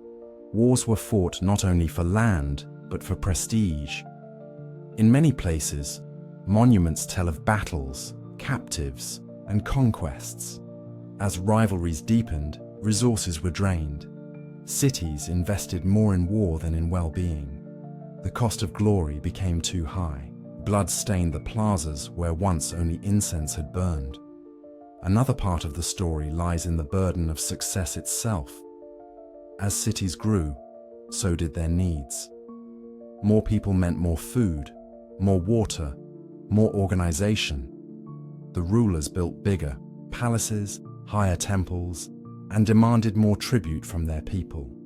The demands of the elite may have pushed society too far. Some scholars call this overreach, a kind of ambition that outgrows what the environment and the people can sustain. Eventually, the balance broke. So while the forests still stood and the pyramids still rose, the foundations beneath them, natural, political, and social, began to crack. The collapse was not one single fall, but a series of struggles that left cities empty and dreams undone. New centers in the north, even as the southern lowlands quieted, life in the Maya world shifted. To the north, in the Yucatan Peninsula, new cities were rising. Chichen Itza, Uxmal, and others began to shine, becoming powerful centers of trade, religion, and culture. These cities looked different from their southern predecessors. Their buildings were broad and low, their carvings bold and clear. They told new stories of shared power, foreign influences, and blended traditions. Chichen Itza, in particular, grew into a city of wonder. Its great pyramid, El Castillo, stood at the center of a new kind of urban design. Here, astronomy and architecture danced together. On certain days, shadows shaped like a serpent slithered down the pyramid staircase. Ball courts were massive, and temples bore images not only of Maya gods, but also of other cultural styles. There were echoes of distant Toltec influence, a sign that the Maya were not alone in their region, but were part of a wider world of exchange and contact. Uxmal, too, flourished in this era. Its structures were richly decorated with masks, serpents, and sacred geometry. The buildings showed signs of careful planning and great skill. The north had its own rhythm, less focused on kingship, more on shared space and symbolic design. This shift in geography also brought a change in the Maya way of life. With access to different resources, trade routes, and climates, the northern cities became places of resilience and renewal. The collapse in the south did not mark the end. It marked a turning, a redirection of energy, art, and meaning. The Maya were not fading, they were changing. A shifting world. The end of the classic period did not mean the end of the Maya story, far from it. Across the hills, forests, and coasts of the Yucatan and beyond, the Maya continued to adapt. They formed smaller communities, moved to new locations, and developed fresh systems of government. Some cities lasted for centuries more. Others faded, then rose again in different forms. Change was not only possible, it was woven into their culture. The Maya calendar, for instance, was built on cycles, endings that always led to new beginnings. Their view of time was not linear, but circular. Just as the sun set each day only, to rise again, so too could civilizations shift, rest, and return. In many villages, old traditions blended with new ones. The sacred texts, like the Popol Vuh, preserved the stories of creation, courage, and cosmic order. Oral histories passed down through families carried the wisdom of generations. By the time the Spanish arrived in the 16th century, many Maya cities still stood, though some had become shadows of their former selves. Others, like Mayapan, served as the last great political centers before the final wave of colonial disruption. But even through conquest and colonization, the Maya identity endured. In language, in art, in ceremony, it survived. To this day, millions of Maya descendants live across Mexico, Guatemala, Belize, and Honduras. They speak the languages of their ancestors. They celebrate the festivals of the sun and rain. They remember the ruins of Tikal and Chichen Itza are not just silent stones. They are memory made visible, evidence that no civilization truly ends when its people still carry the fire. The collapse of the great classic cities may have seemed like a twilight, but the stars still came out, and the story continued, quietly, steadfastly, into the dawn. Chapter 11. The Age of Chichen Itza. At the heart of Chichen Itza stood a well, not just of water, but of belief. Known as the sacred cenote, this deep, natural sinkhole was more than a geological feature. To the people of the city, it was a direct opening to the divine. Its waters, cool and deep, reflected more than sky.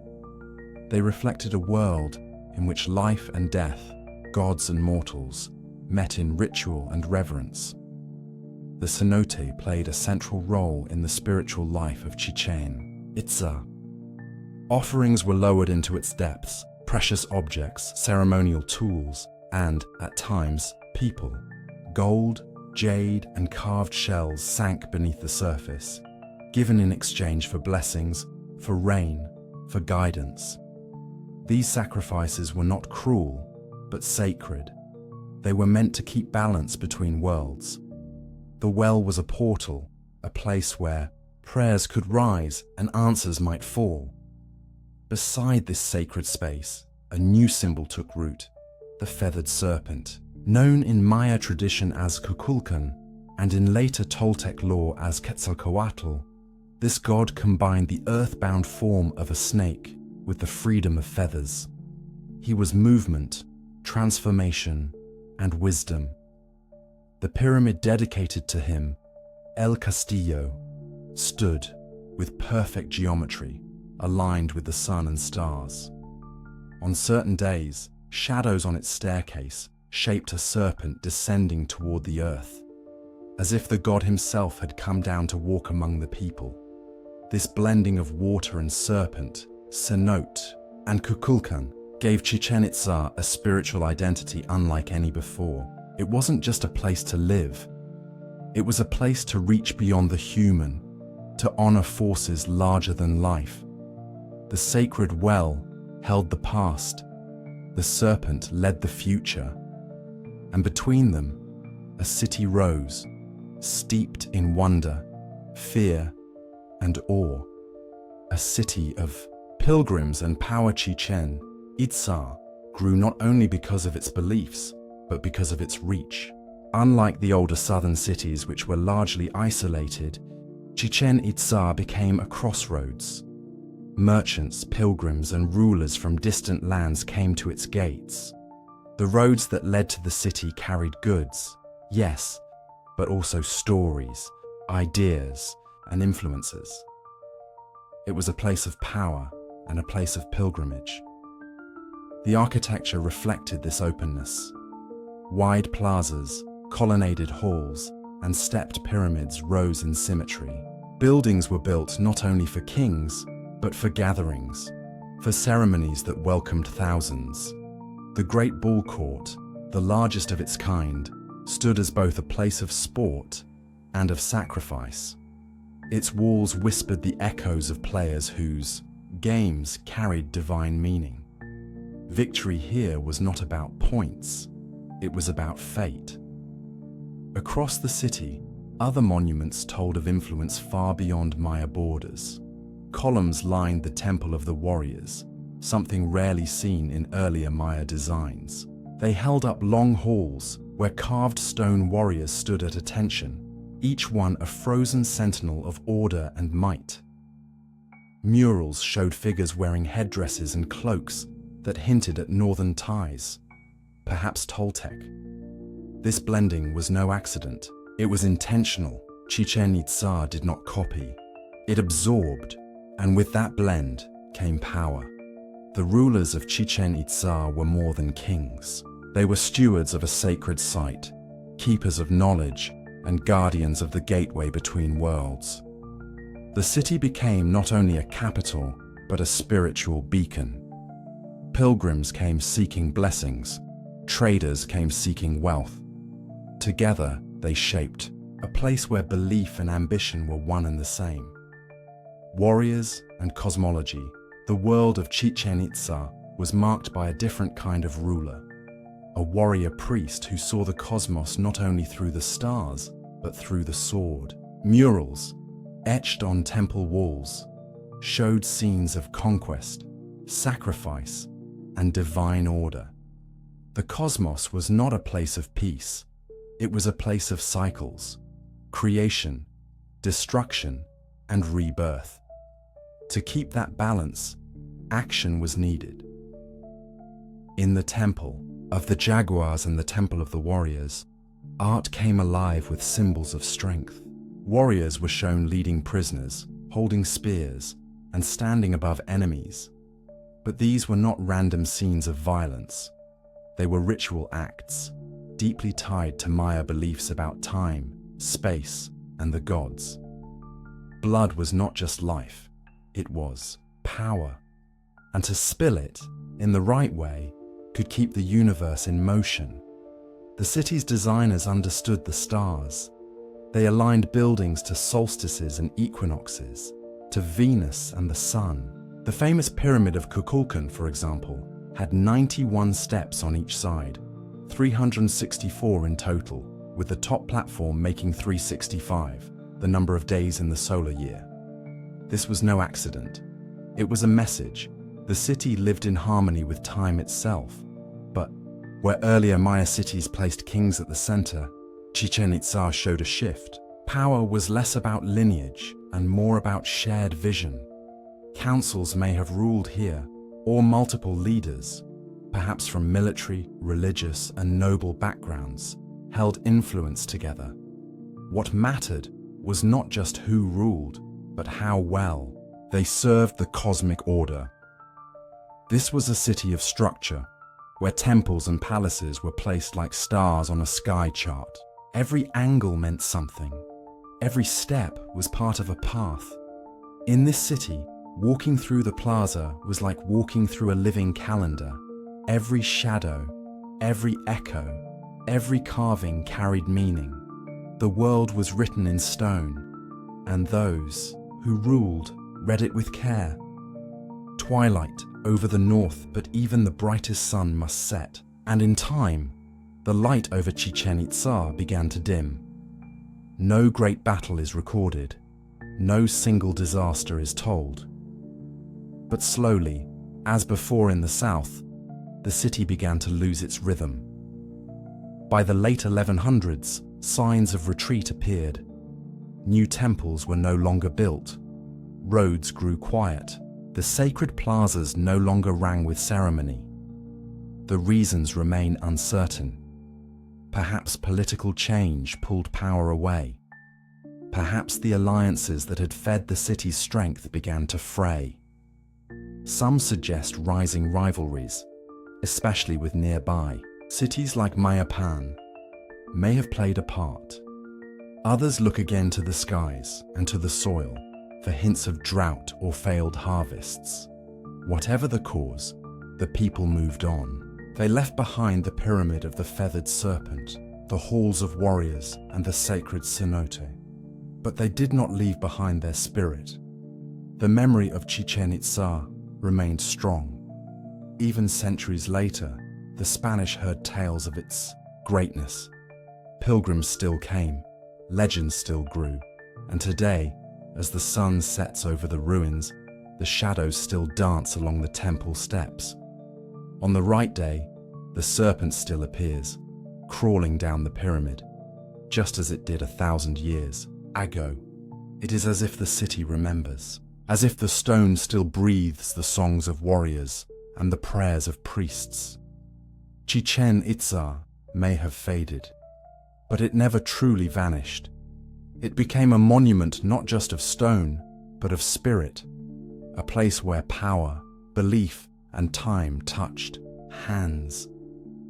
And in that touch, something eternal was passed on. The Maya story was never about one city or one age. It was about cycles, and with every fall came the promise of return. Chapter 12. The Last Great Cities.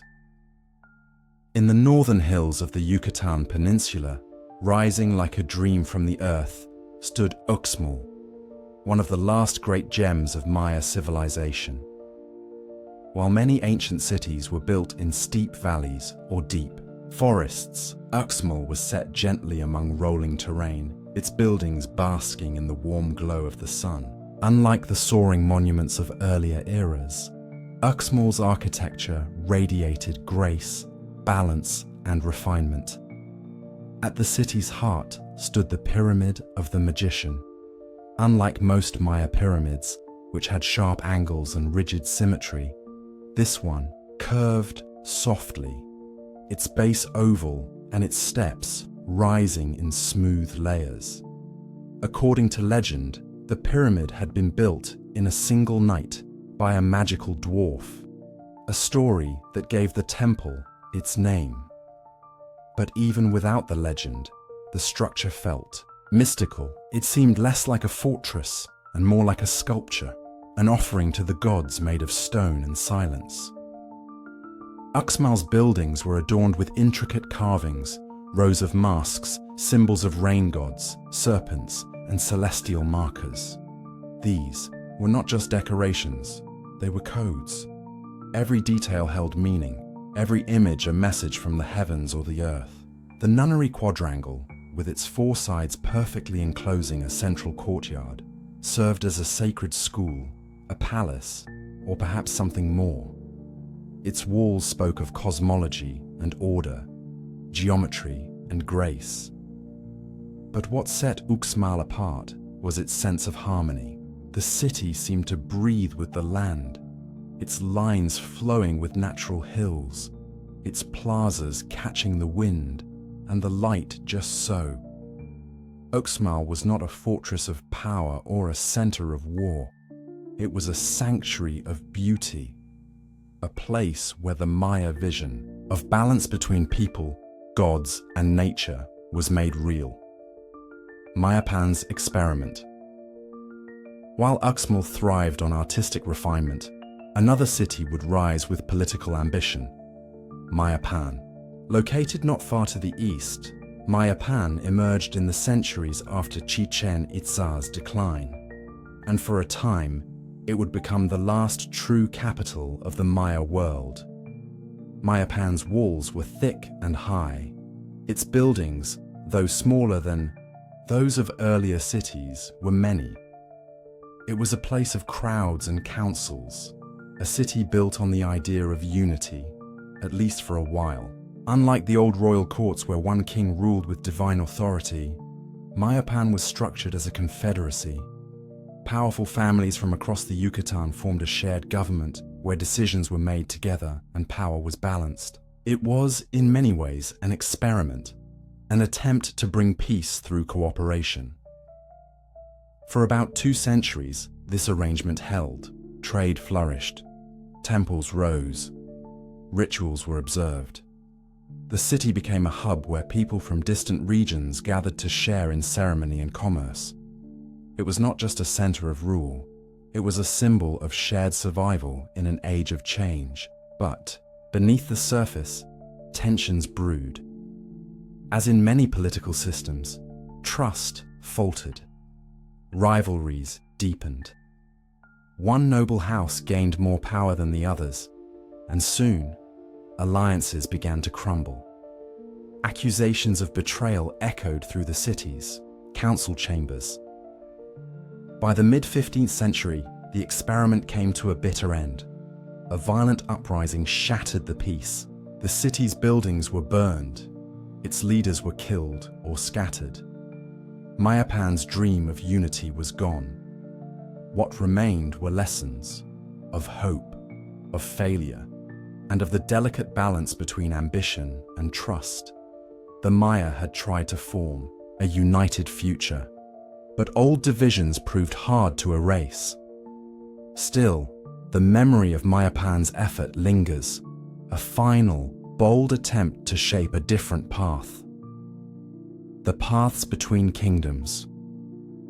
Though cities rose and fell, the Maya never lost their sense of connection. Across the jungles, hills, and plains, they built something remarkable: sakbiob, or white roads. These sacred causeways were made of crushed limestone, their surfaces smooth and bright. Even in the moonlight, they linked cities across long distances, stretching like ribbons through the land, connecting temples, plazas, and kingdoms. The sakbiob were not ordinary roads. They were ceremonial and sacred, built for pilgrims, traders, and rulers. They allowed goods to move: salt, obsidian, textiles, and cocoa, but also ideas, beliefs, and stories. Walking a sakbe was an act of meaning. Some led from the heart of one city to the sacred center of another.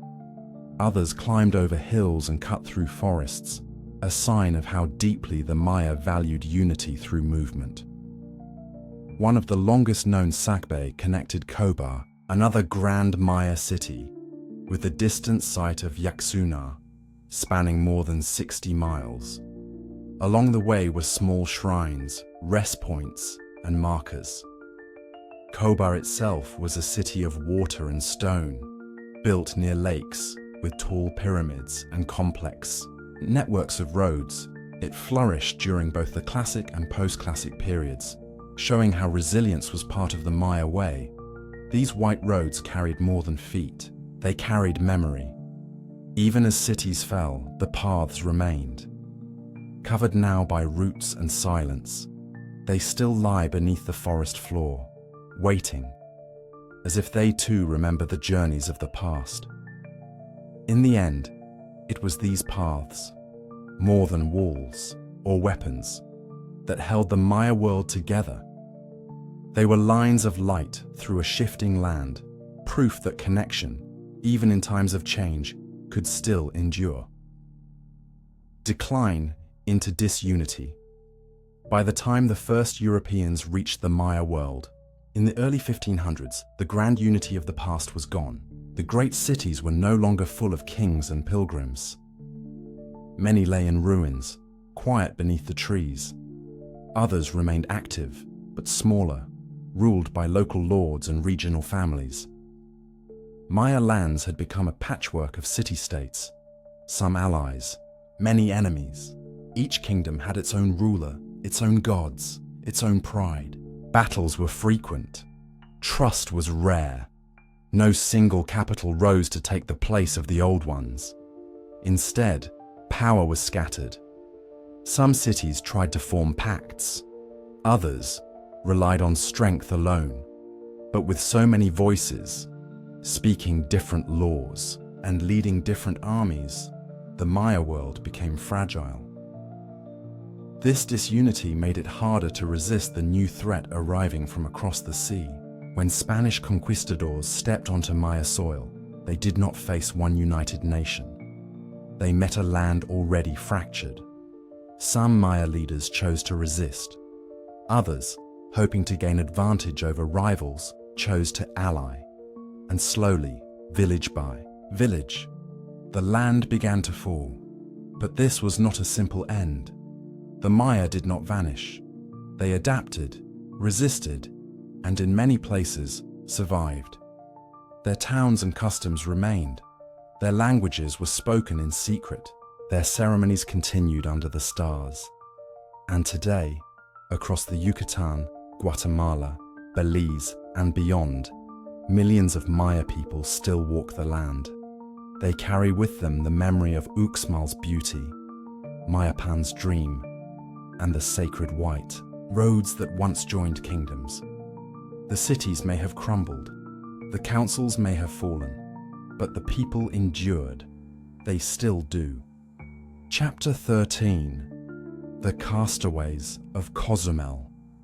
In the stillness of the Caribbean Sea, under skies too wide to measure, a storm once rose without warning.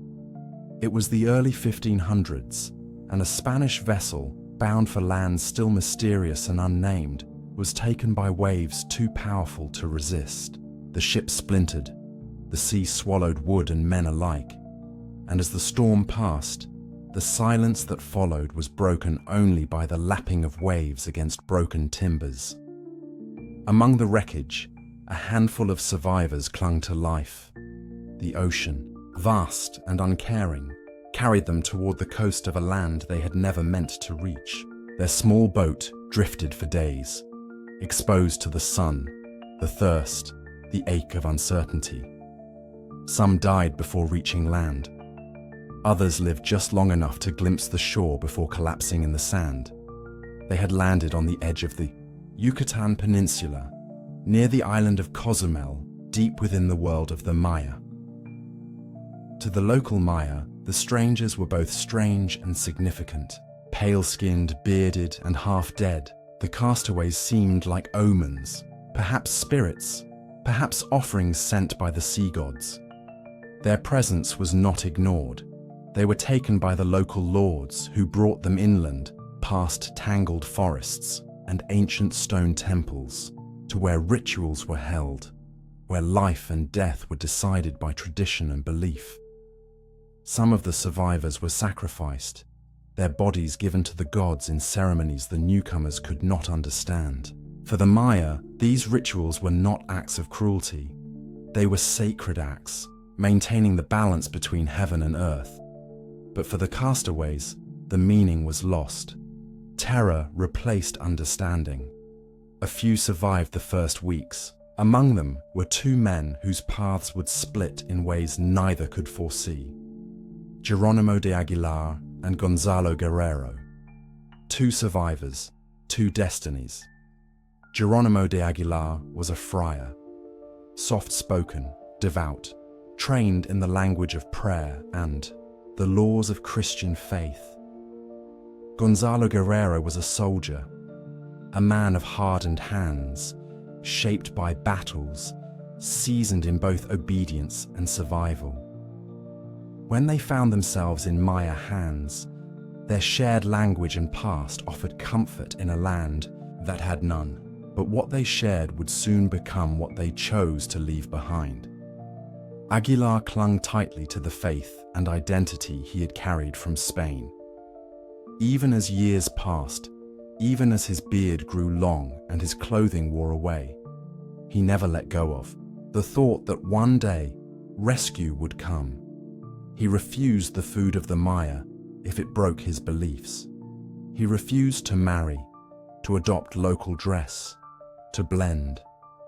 He remained a shadow of his former world, waiting, watching, praying. Guerrero, on the other hand, began to change. Slowly, then fully. He learned the Maya language. He respected their customs. He listened, not only to survive, but to belong. Where Aguilar saw strangeness, Guerrero saw meaning. Where Aguilar waited for home, Guerrero made a new one. Years passed. Then, one day, the ships came. Hernán Cortés had arrived, and with him came war. When the Spanish heard whispers of a man who spoke both Spanish and Maya, they sent word. Aguilar answered. After 8 years in captivity, he returned. To the Spanish, he would go on to serve as a translator, helping Cortés speak with and conquer the peoples of the land. Guerrero was also called. He was offered freedom, a return to his homeland, but he refused. He had married a Maya woman. He had children. He had earned respect as a warrior. He had become something more than Spanish. He had become Maya. Two survivors, two paths. One turned west, back to Spain's shadow. One walked deeper into the forest, into a new identity. neither would ever be the same. The man who became Maya Gonzalo Guerrero's story is one of transformation, not by force, but by choice. He didn't just live among the Maya, he became one of them. He earned his place not through charm, but through courage. Over time, he became a military leader under a local lord, commanding warriors, defending cities, and leading raids against rival towns. His tattoos marked his status. His pierced ears and painted face told the world he was not pretending. He was Maya in flesh, in loyalty, and in spirit. He married the daughter of a Maya chief. Their children were the first known mestizos, people of mixed Spanish and indigenous blood. In their faces, two worlds met. And in Guerrero's heart, the struggle between past and present faded. He had chosen his path, and in choosing it, he had defied the expectations of his time. When Cortez's armies marched inland, Guerrero did not greet them as a brother. He met them as a defender. To him, they were not rescuers, they were invaders. Though he had once worn the armor of Spain, he now fought against it. He would never return to Europe. He died in battle, fighting Spanish forces in Central America, his name unknown to many, his deeds remembered only in fragments. But over time, his legacy grew. In Maya villages, his name became legend. Among historians, his story stood out, not just as a tale of survival, but of identity. Guerrero had not been conquered. He had crossed over, not with a sword, but with his soul, a mirror of two worlds. The stories of Aguilar and Guerrero are more than footnotes in the long history of conquest. They are reflections, mirrors held up to the painful duality of two worlds, meeting, clashing, and folding into one another. Aguilar represents the bridge, the man who held tight to the past and became the voice of Spain in a new land. Through his translation, the Spanish spoke with indigenous leaders. Through his presence, they claimed legitimacy. He helped Cortés understand not only words, but motives, fears, and beliefs. In doing so, he played a key role in the unraveling of ancient empires. Guerrero represents the fusion. He let go of his origins to live fully in another world.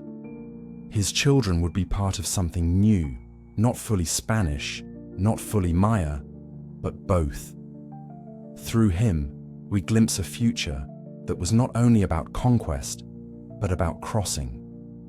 A future where cultures, however painfully, would merge. Together, their stories speak to the human heart of history. The choices made when survival gives way to meaning. They remind us that not all encounters are about war. Some are about wonder, some are about change. Some are about becoming something different than what was planned. Long before cities fell and empires rose, two men stepped onto a beach, broken by the sea, and from that moment, history shifted. Not only through battles, but through the quiet, deeply human choice of what to hold on to and what to let go. Even now, the island of Cozumel lies under the sun, washed by waves, touched by wind. Tourists walk its sands, boats pass its shores. But beneath the gentle rhythm of the sea lies a story not easily told, a story of two castaways, two destinies, and the timeless pull between two worlds. Chapter 14: Fire and Crosses. The fall of the mighty Aztec Empire was swift, like a stone dropped into water, sending waves across Mesoamerica. But in the thick forests and winding rivers of the southeast, the Maya world was different. There, no single city ruled them all. No emperor sat on a throne in a highland capital. Instead, scattered city-states, each proud and ancient, watched the smoke rise from distant lands and prepared for what might come. When the Spaniards finally turned their gaze toward the Maya, they expected another fast victory, but they were met with a different story, one not of quick conquest, but of defiance stretched across generations. The conquest of the Maya was not a moment, it was an era. It began in the early 1500s, soon after Cortés claimed victory over the Aztecs, and it would not truly end until the late 1600s. For nearly 200 years, the Spaniards pushed forward, and the Maya stepped back, into forests, into mountains, into silence.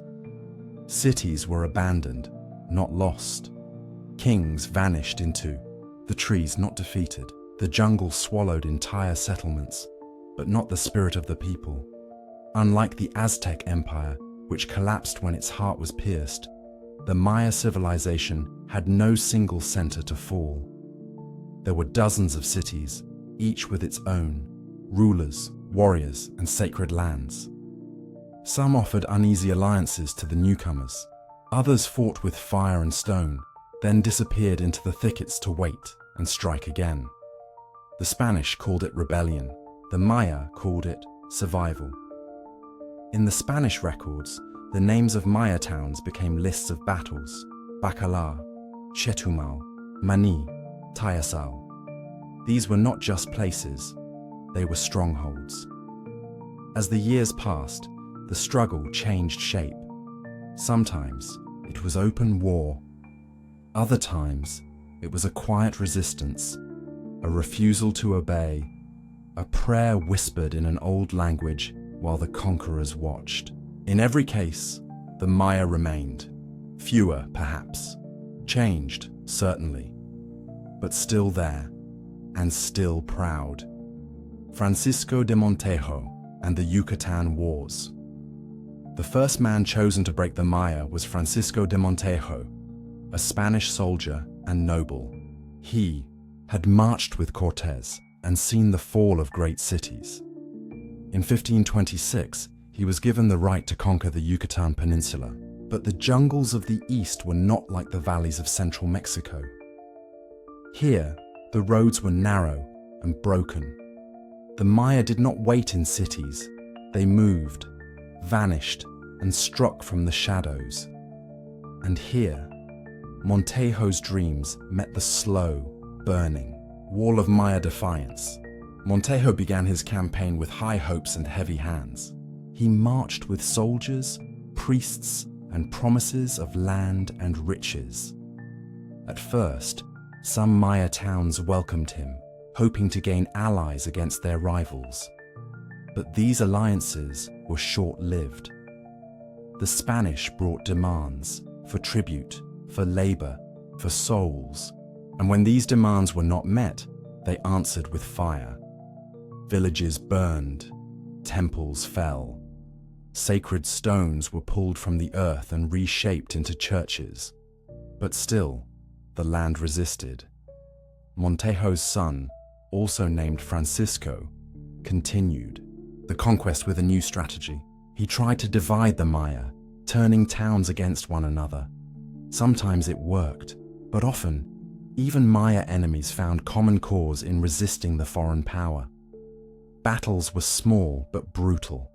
Guerrilla warfare drained the Spanish soldiers, unaccustomed to the heat, the insects, the endless green. Supplies ran low, morale sank, and every time they thought the land was theirs, the jungle pushed back. One of the bloodiest periods came during the 1540s. The Spanish had captured Mani, a major Maya town, and forced local leaders to kneel. Yet even in surrender, the Maya spirit did not bend. Resistance continued in the shadows. The Montejos pushed deeper, but the victories became emptier. Cities were taken, but then abandoned. No one stayed in the ruins. The people always seemed to disappear into the trees, leaving behind empty streets and silent wells. In the end, Montejo did not win by battle alone. He relied on promises, ordeals and fear. Some Maya lords accepted Spanish rule to protect their families. Others were forced to watch their temples fall, their idols broken, their gods buried under foreign altars. But not all of them gave in, and not all of them stayed visible. Resistance in the forest. As Spanish forts rose across the Yucatan and churches replaced temples, a quiet resistance grew beneath the canopy. Entire Maya communities left their towns behind, vanishing into the forests of Petén and the hills of the south. There, among tangled roots and hidden rivers, they rebuilt, smaller, quieter, but fiercely independent. These were not refugees. They were warriors, priests, and kings who refused to kneel. The jungle became their ally. Spanish horses stumbled on narrow paths. Soldiers fell ill from the heat. Maps were useless in this world of green walls and shifting streams. For the Maya, it was home. From their hidden sanctuaries, they launched sudden attacks on isolated Spanish outposts. They tore down crosses. They destroyed crops meant for Spanish soldiers. And then, just as quickly, they melted back into the trees. The Maya in the forests were not one people, but many. Some still held to the ancient city of Tayasal, where a descendant of Maya kings ruled in quiet strength. Others lived in mobile villages, moving often, leaving little behind. Their lives were hard, always on alert, always hunted, but they chose hardship over surrender. For more than a century, these forest dwellers kept their freedom. Spanish priests called them heretics. Governors called them rebels. But the Maya knew themselves simply as people who would not forget. They remembered the old ways. They carved the old signs, and they told their children stories of stars, gods, and kings who once walked among men. Even when their temples had been pulled down, their sky still watched over them.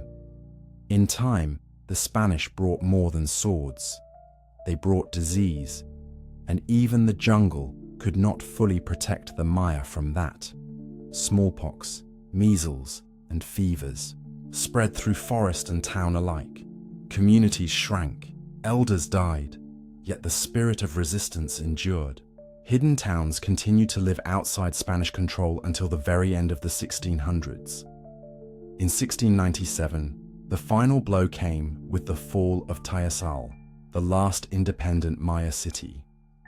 Spanish ships crossed Lake Chichen Itza and shelled the town from the water. When the smoke cleared, the cross was raised. But even then, some Maya vanished again, deeper into the trees. A faith forced upon them. From the earliest days of conquest, the Spanish had more than gold in mind. They came with crosses, with priests, and with a mission to replace the gods of the Maya with the Christian God of Spain. Churches were built on sacred plazas. Baptisms were forced, and old gods were declared demons. But the Maya did not forget so easily. Even when they bowed their heads, something remained behind their eyes. To the priests, conversion was a sign of victory.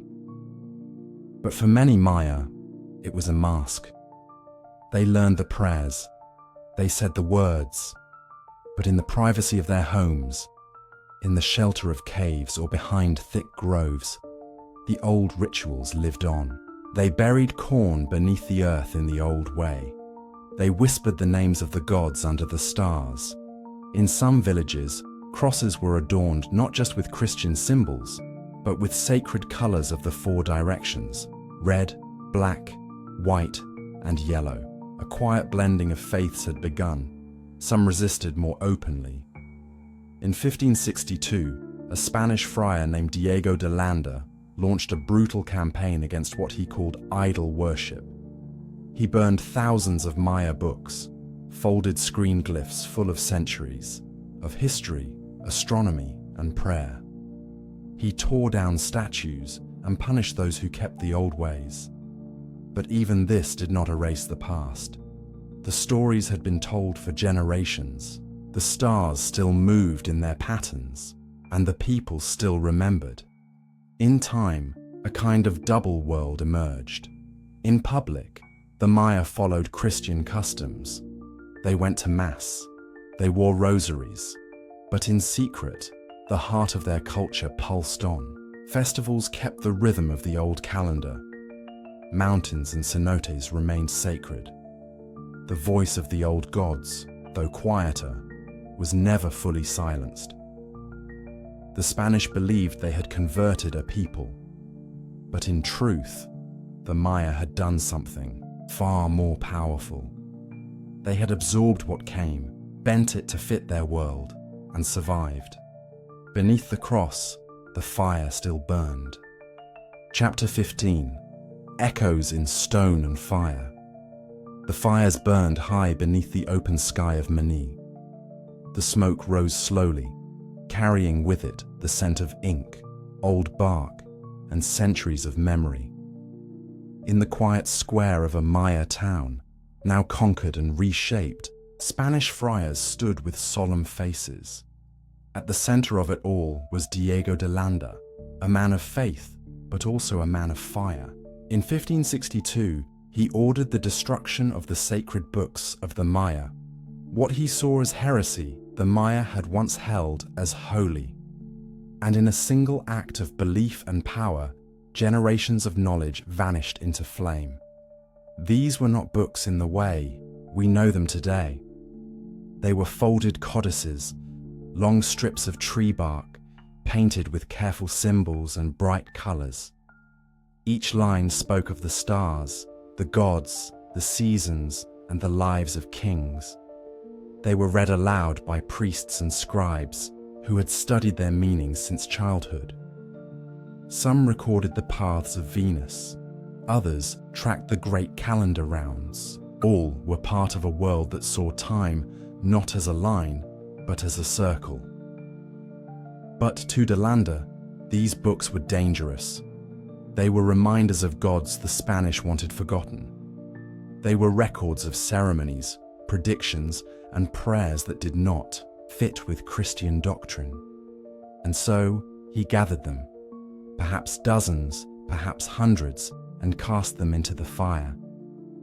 He believed he was saving souls, but what he truly did was silence voices that had spoken for over 1,000 years. Later, in life, De Landa would come to regret this act. He tried to study the Maya language and even wrote a book to explain it. But it was too late. The libraries were gone. The scribes were gone. And the codices, those precious scrolls of bark and ink, were ash beneath the stones of a forgotten. Plaza dots sacred books of bark and ink today. Only 4 Maya codices are known to survive. They rest in glass cases, in museums far from the jungles that once gave them life. Fragments of a world that almost disappeared. These are the Dresden, Madrid, Paris, and Grolier codices, named not for the places they came from, but for the cities where they were eventually found. Each one is fragile. Each one is priceless. The Dresden Codex is perhaps the most detailed. It is filled with astronomical tables, records of eclipses, the movements of Venus, and the cycles of the moon. The Maya did not just watch the sky. They mapped it, lived by it, and believed the gods moved through it. This book shows their careful work, their deep connection to time, and their love of pattern and order. The Madrid Codex is longer, more ceremonial. It contains rituals, prayers, and images of gods. Here we see the Maya concern with the balance of the world, the need to keep harmony between rain and drought, life and death, sky and earth. The drawings are bold, the colors still vivid after all these years. They speak of a people who saw art and science as one. The Paris Codex, though damaged, offers glimpses of royal ceremonies and prophecy. It reminds us that the Maya kings were Not just rulers, but also sacred figures. Their lives were written into the heavens. Their blood, offered in ritual, was believed to feed the gods. And finally, the Grolier Codex, once doubted, now largely accepted, tells of Venus again, that wandering star so important in Maya timekeeping. Its pages are simple, even rough, but behind the lines we can still hear the voice of a scribe who understood the sacred nature of what he recorded. These books survived by luck, hidden or forgotten during times of destruction. Their survival is a quiet miracle.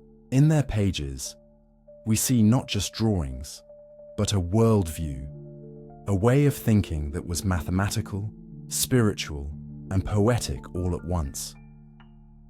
Though most of the libraries are gone, these 4 codices remind us of what once was, and hint at the vastness of what was lost. The Chilam Balam. In the centuries that followed the conquest, Maya knowledge did not disappear. It changed, it adapted. One of the most important examples of this transformation is the Book of Chilam Balam, a collection of writings found in several Maya towns, each version a little different, but all carrying the same echo of the past. Written in the Maya language, but using Latin script, these texts are bridges between 2 worlds. The word Chilam means mouthpiece or prophet. Balam means jaguar, a sacred symbol of power and mystery. The books are named for towns where they were found: Chumayel, Tizimin, Mani, but they carry the same heartbeat, a desire to remember.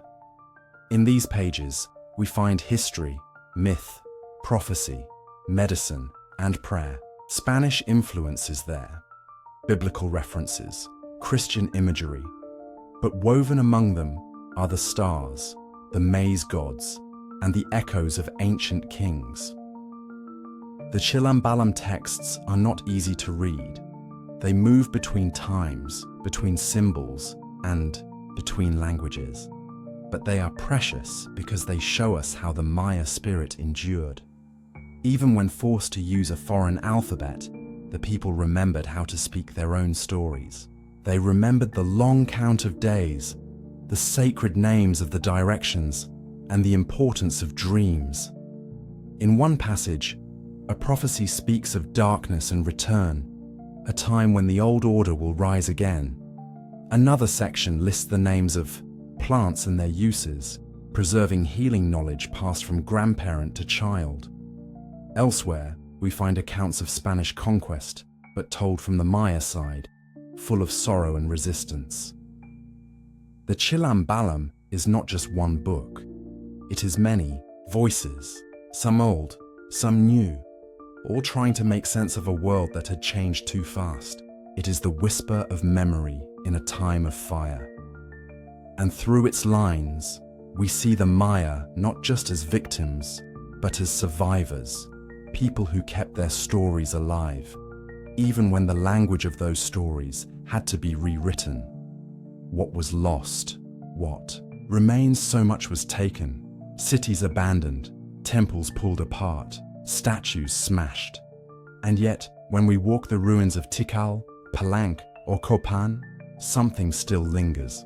The stone is weathered, but it still stands. The carvings are faded, but the faces are there. The Maya built not just for their time, but for time itself. What was lost is hard to measure. We can never know how many codices were burned, how many rituals were forgotten, how many songs slipped away when their last singer passed. The conquest tried to erase a world, but it did not fully succeed. What remains is quieter, but just as powerful. The Maya language is still spoken.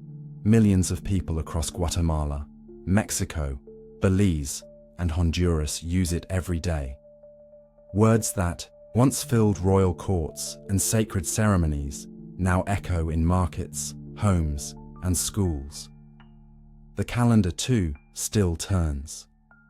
Some communities still mark the days using the old systems, counting baktuns and katuns, watching the skies, planting by. The moon belief also remains, in festivals that honor both saints and sun gods, in altars that hold both crosses and candles for the rain, in stories told at night about the hero twins, about the underworld, about the sky being held up by ceiba trees. These are not museum pieces. They are living threads in a tapestry that was never fully unraveled. The Maya did not vanish. They adapted. And today they are not just the past. They are the present. Farmers, teachers, artists, and elders carry their culture forward, each one a spark passed down through time. Their ancestors left stone pyramids, yes, but they also left something more lasting, a way of seeing the world that treasures time, honors nature, and believes that memory is a sacred act. In the end, fire can burn pages. It can silence voices for a while, but it cannot erase a people who choose to remember.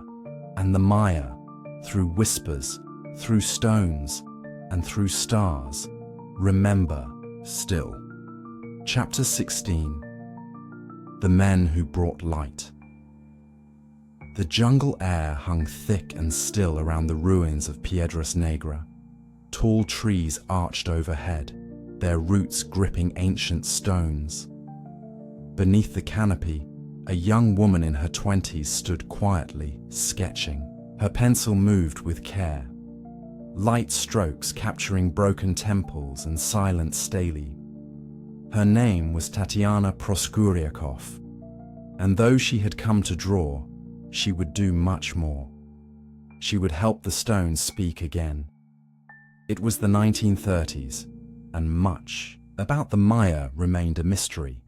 The carvings on their temples, their glyphs and figures, were seen as decorations or maybe vague symbols of gods.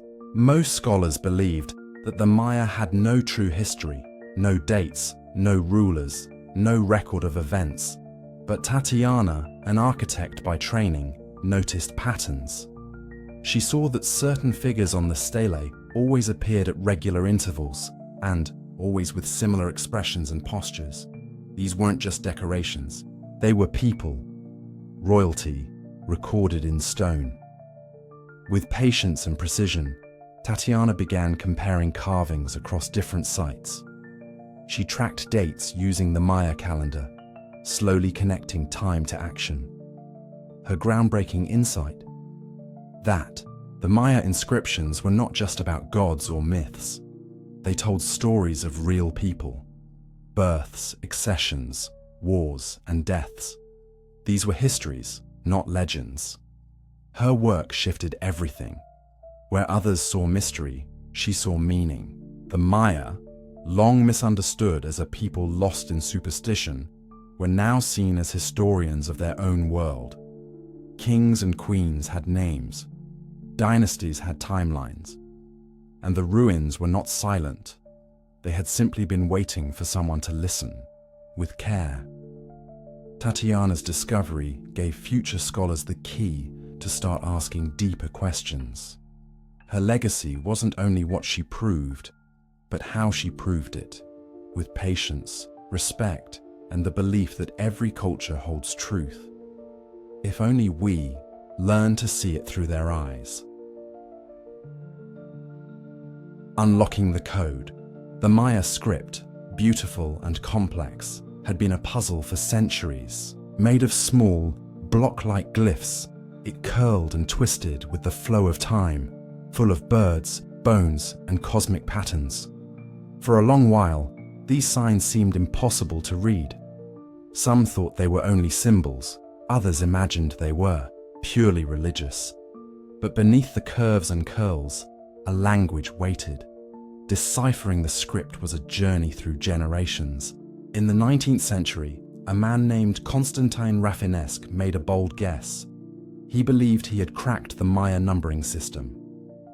Later, in the early 20th century, a German scholar named Ernst Fürstemann studied the Dresden Codex and began to understand Maya mathematics and astronomy. These early steps were small, but they pointed the way. Then came Yuri Knorozov, a Russian linguist with a sharp mind and quiet determination. In the 1950s, while others dismissed Maya writing as undecipherable, Knorozov proposed that the script was phonetic. It used sounds, not just symbols. He studied photographs of codices and carvings, matching glyphs to sounds like pieces of a hidden puzzle. His work was dismissed at first, especially by American scholars, but time would prove him right. As more names and dates emerged from the glyphs, patterns appeared. Scholars began matching inscriptions from one city to another, tracing battles, marriages, and royal births. With every new reading, the Maya world grew richer. Suddenly, rulers like Kinich Janab Pakal of Palenque and Yikin Chankar of Tikal had voices. Their deeds were known, their words preserved.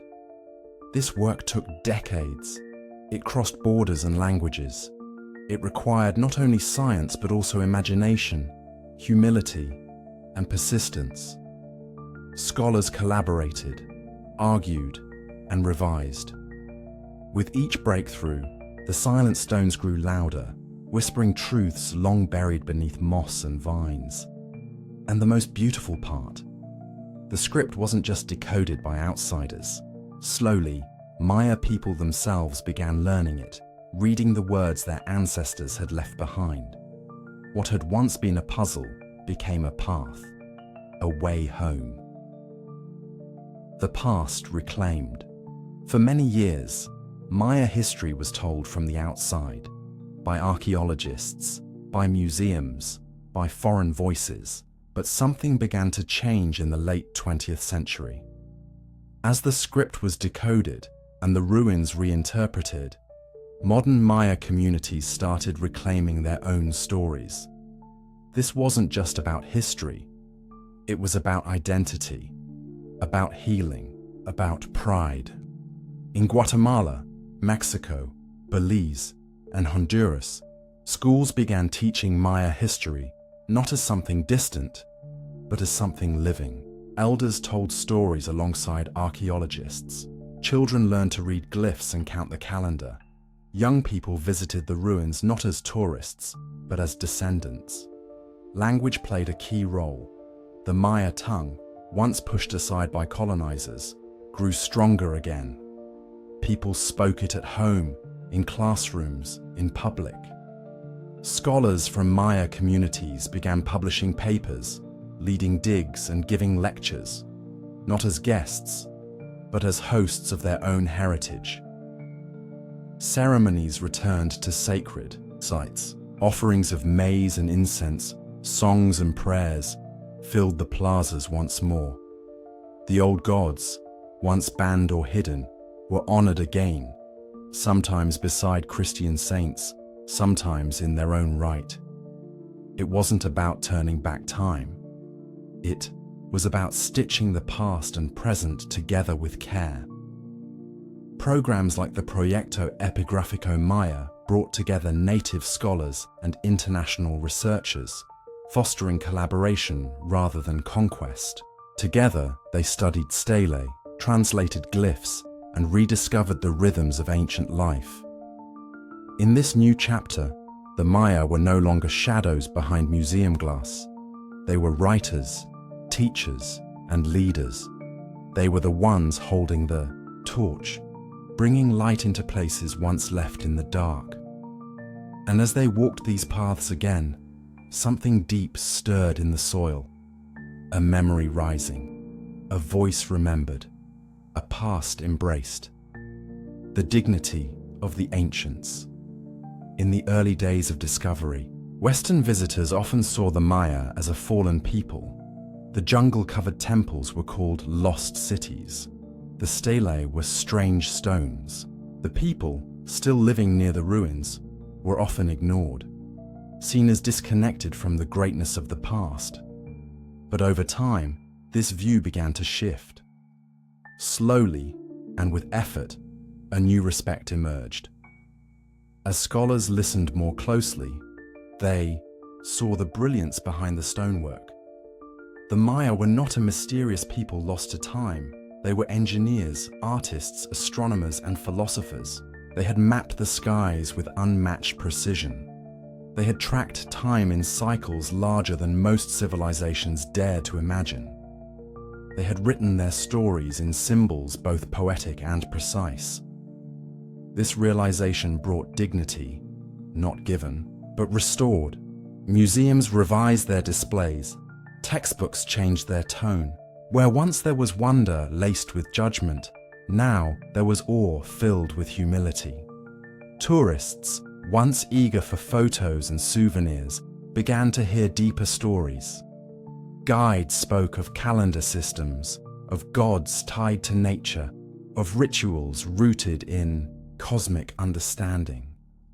The temples were no longer just beautiful, they were sacred. The carvings were not just art, they were wisdom carved in stone. At the same time, Maya communities gained new strength. Knowing that their ancestors were not just laborers but philosophers changed how they saw themselves. Grandparents told stories with more pride. Children dreamed bigger. Identity, once fractured by conquest, began to heal. What had been buried by time, by prejudice, by misunderstanding, was being unearthed. And as it came to light, it brought not just knowledge, but connection, a sense that the past, when honored rightly, can shape a better future. The men and women who brought light to Maya history were not saviors, they were listeners, and the light they carried was not their own. It was the reflection of a brilliance that had never truly gone out, just hidden behind the leaves waiting. Chapter 17. Cities Still Hidden. The jungle has always protected secrets. For centuries, the thick canopy of Central America kept watch over the ruins of the Maya. Vines coiled around broken temples, trees grew from palace walls, birds nested, in places once filled with royal ceremony. To the eye from the ground, it was wilderness, green and endless. But from above, a different picture began to emerge. With the help of new technology, archaeologists started seeing what the jungle had hidden, a world far larger and more complex than anyone imagined. The tool was called LiDAR, short for light detection and ranging. Mounted on planes flying high, above the trees, LiDAR sends pulses of light down to the ground. These pulses bounce back, creating detailed maps of the land below. What makes LiDAR special is that it can see through vegetation. It strips away the leaves and branches, revealing the shape of the earth itself. Every hill, every ditch, every stone wall once buried beneath centuries of growth. When LiDAR was first used over parts of Guatemala, the results were breathtaking. In areas already thought to be well explored, hundreds of unknown structures appeared. Homes, terraces, causeways, fortifications. The jungle was not empty. It had simply been hiding something grand. Roads once walked by kings stretched across the land like ghost highways. Massive platforms, ball courts, and city grids came into view, invisible from the ground, but waiting just beneath the canopy. In a single sweep of light, LiDAR turned mystery into revelation, and it told scholars something new and humbling. They had only seen a fraction of the Maya world. The civilization, once thought to be made up of scattered city-states, was far more connected. The highways revealed careful planning, the city layouts showed clear governance, and the sheer number of buildings pointed to a population much larger than expected. These skies, once quiet and blue, had become a window to the past, and what they revealed reshaped everything.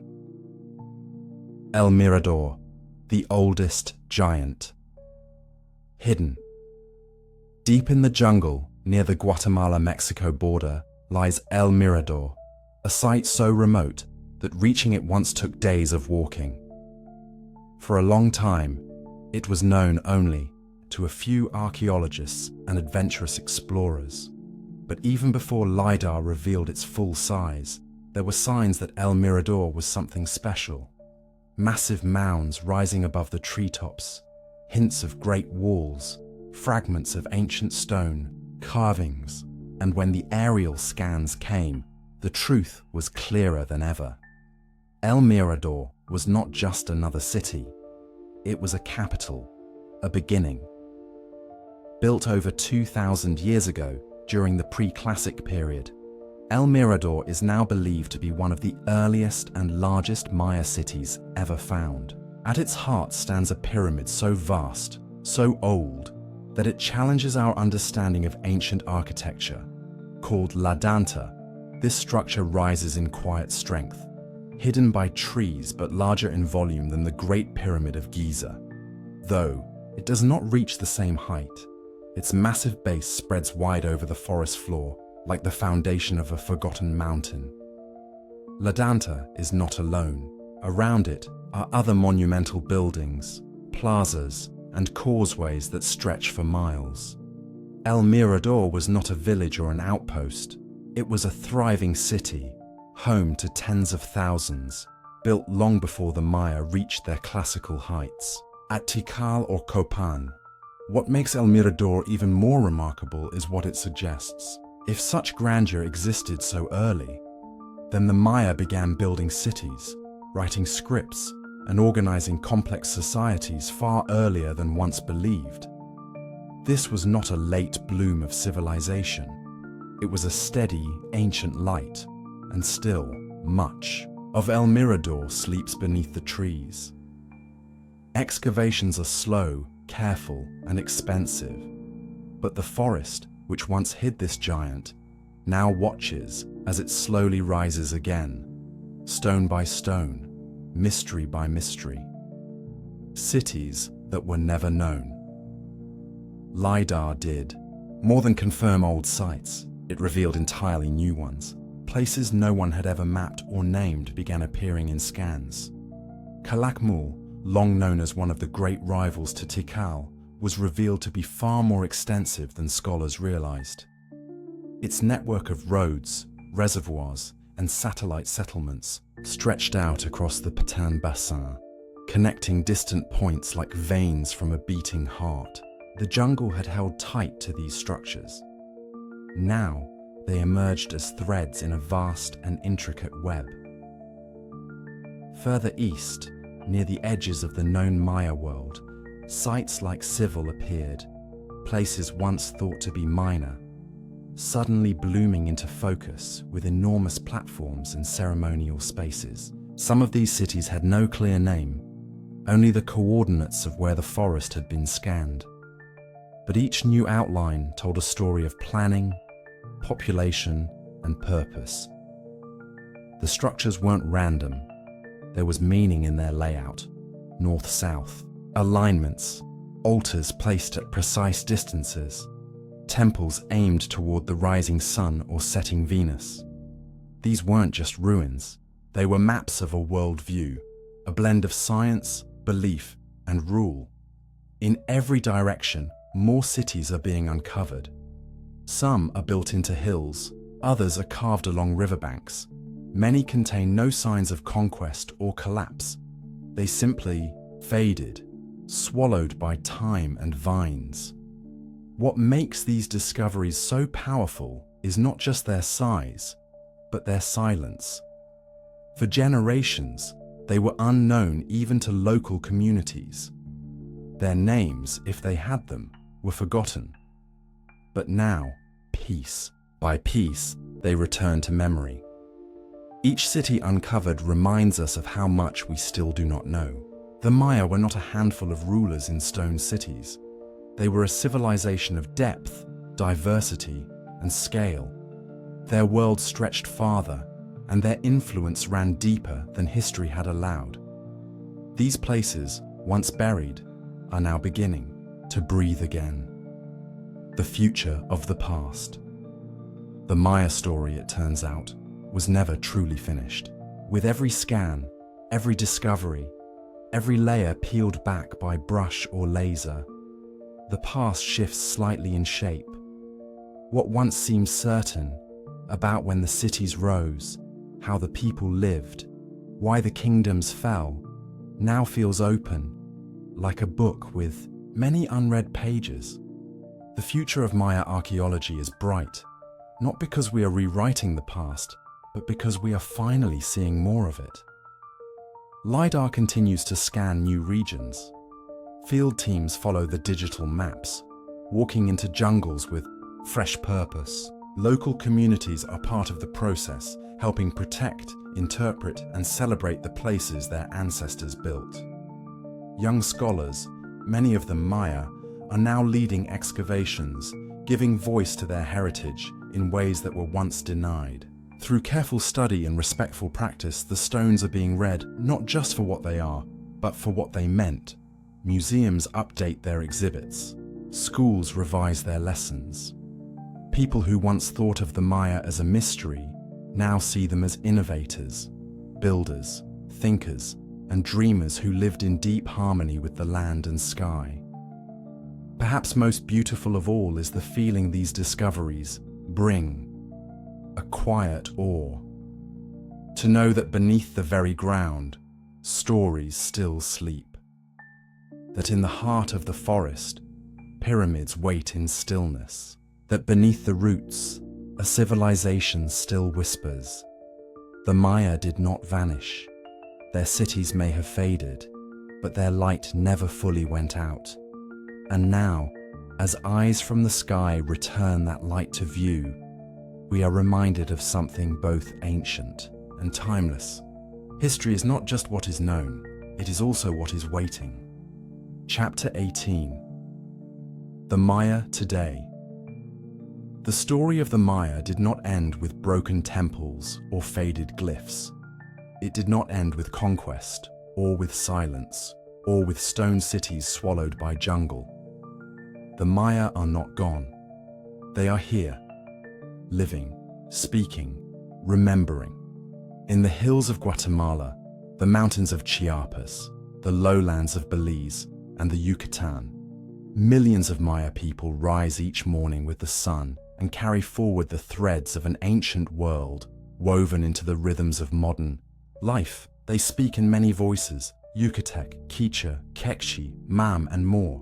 These are not forgotten tongues. They are living languages, passed from mother to child, from teacher to student, alive in markets, on radio stations, in courtrooms, and around kitchen fires. Each word holds more than sound. It carries memory, story, and the structure of a worldview that honors the land, the sky, and the sacred balance between them. Their homes are built of stone and cement, but also of tradition. Maize still grows in the fields.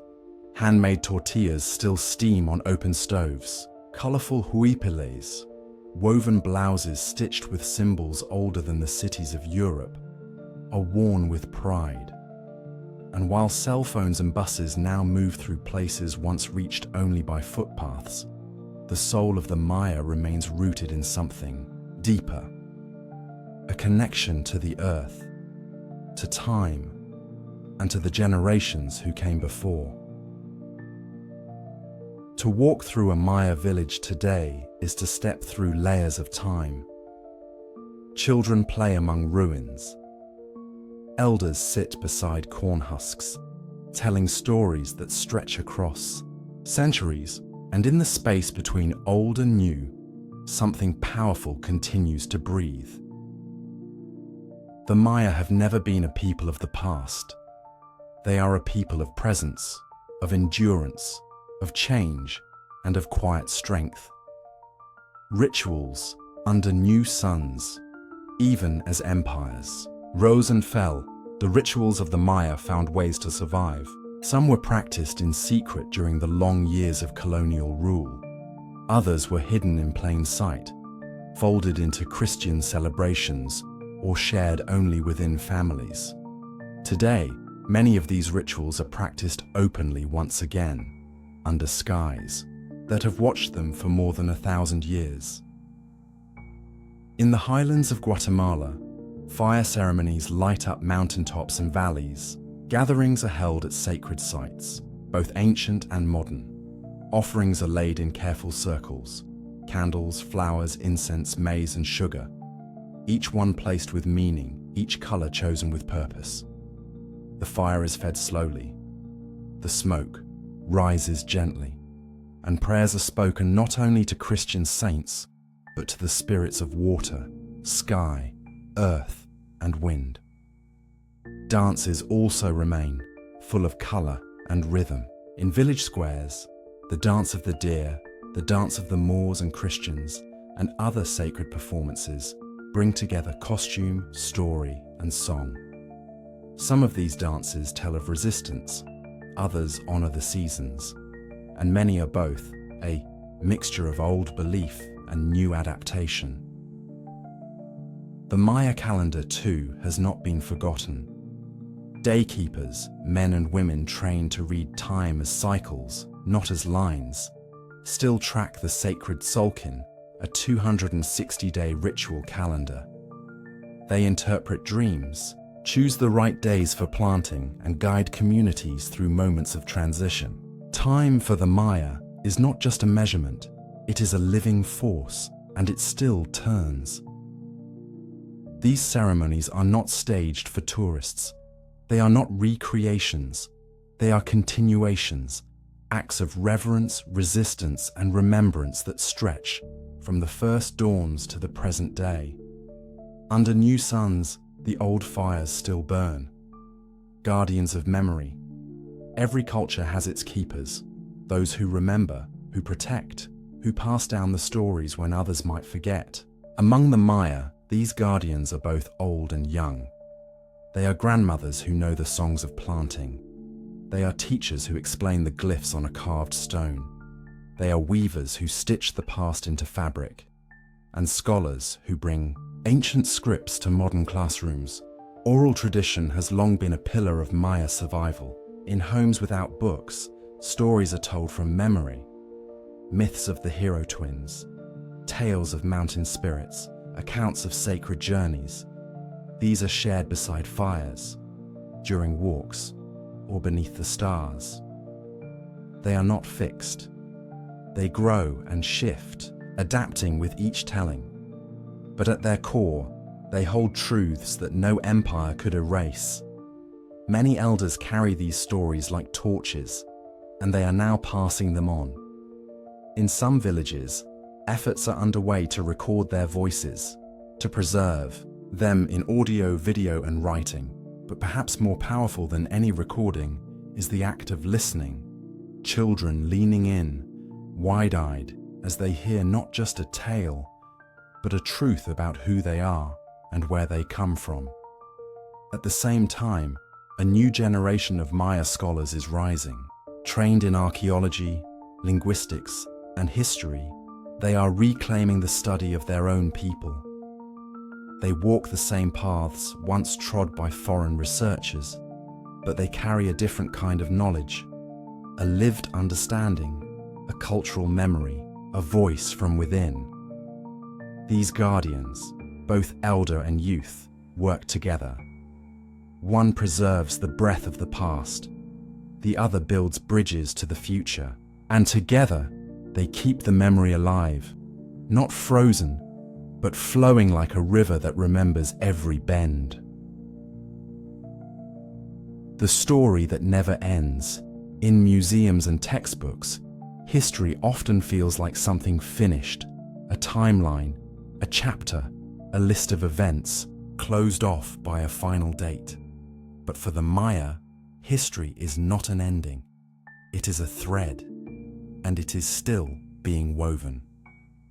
The Maya today are not ruins or relics. They are weavers and farmers, poets and musicians, midwives and astronomers. They write books, they lead ceremonies, they teach math. They use computers and plant maize. They speak 2, 3, sometimes 4 languages. Their identity is not fixed to the past, it grows from it.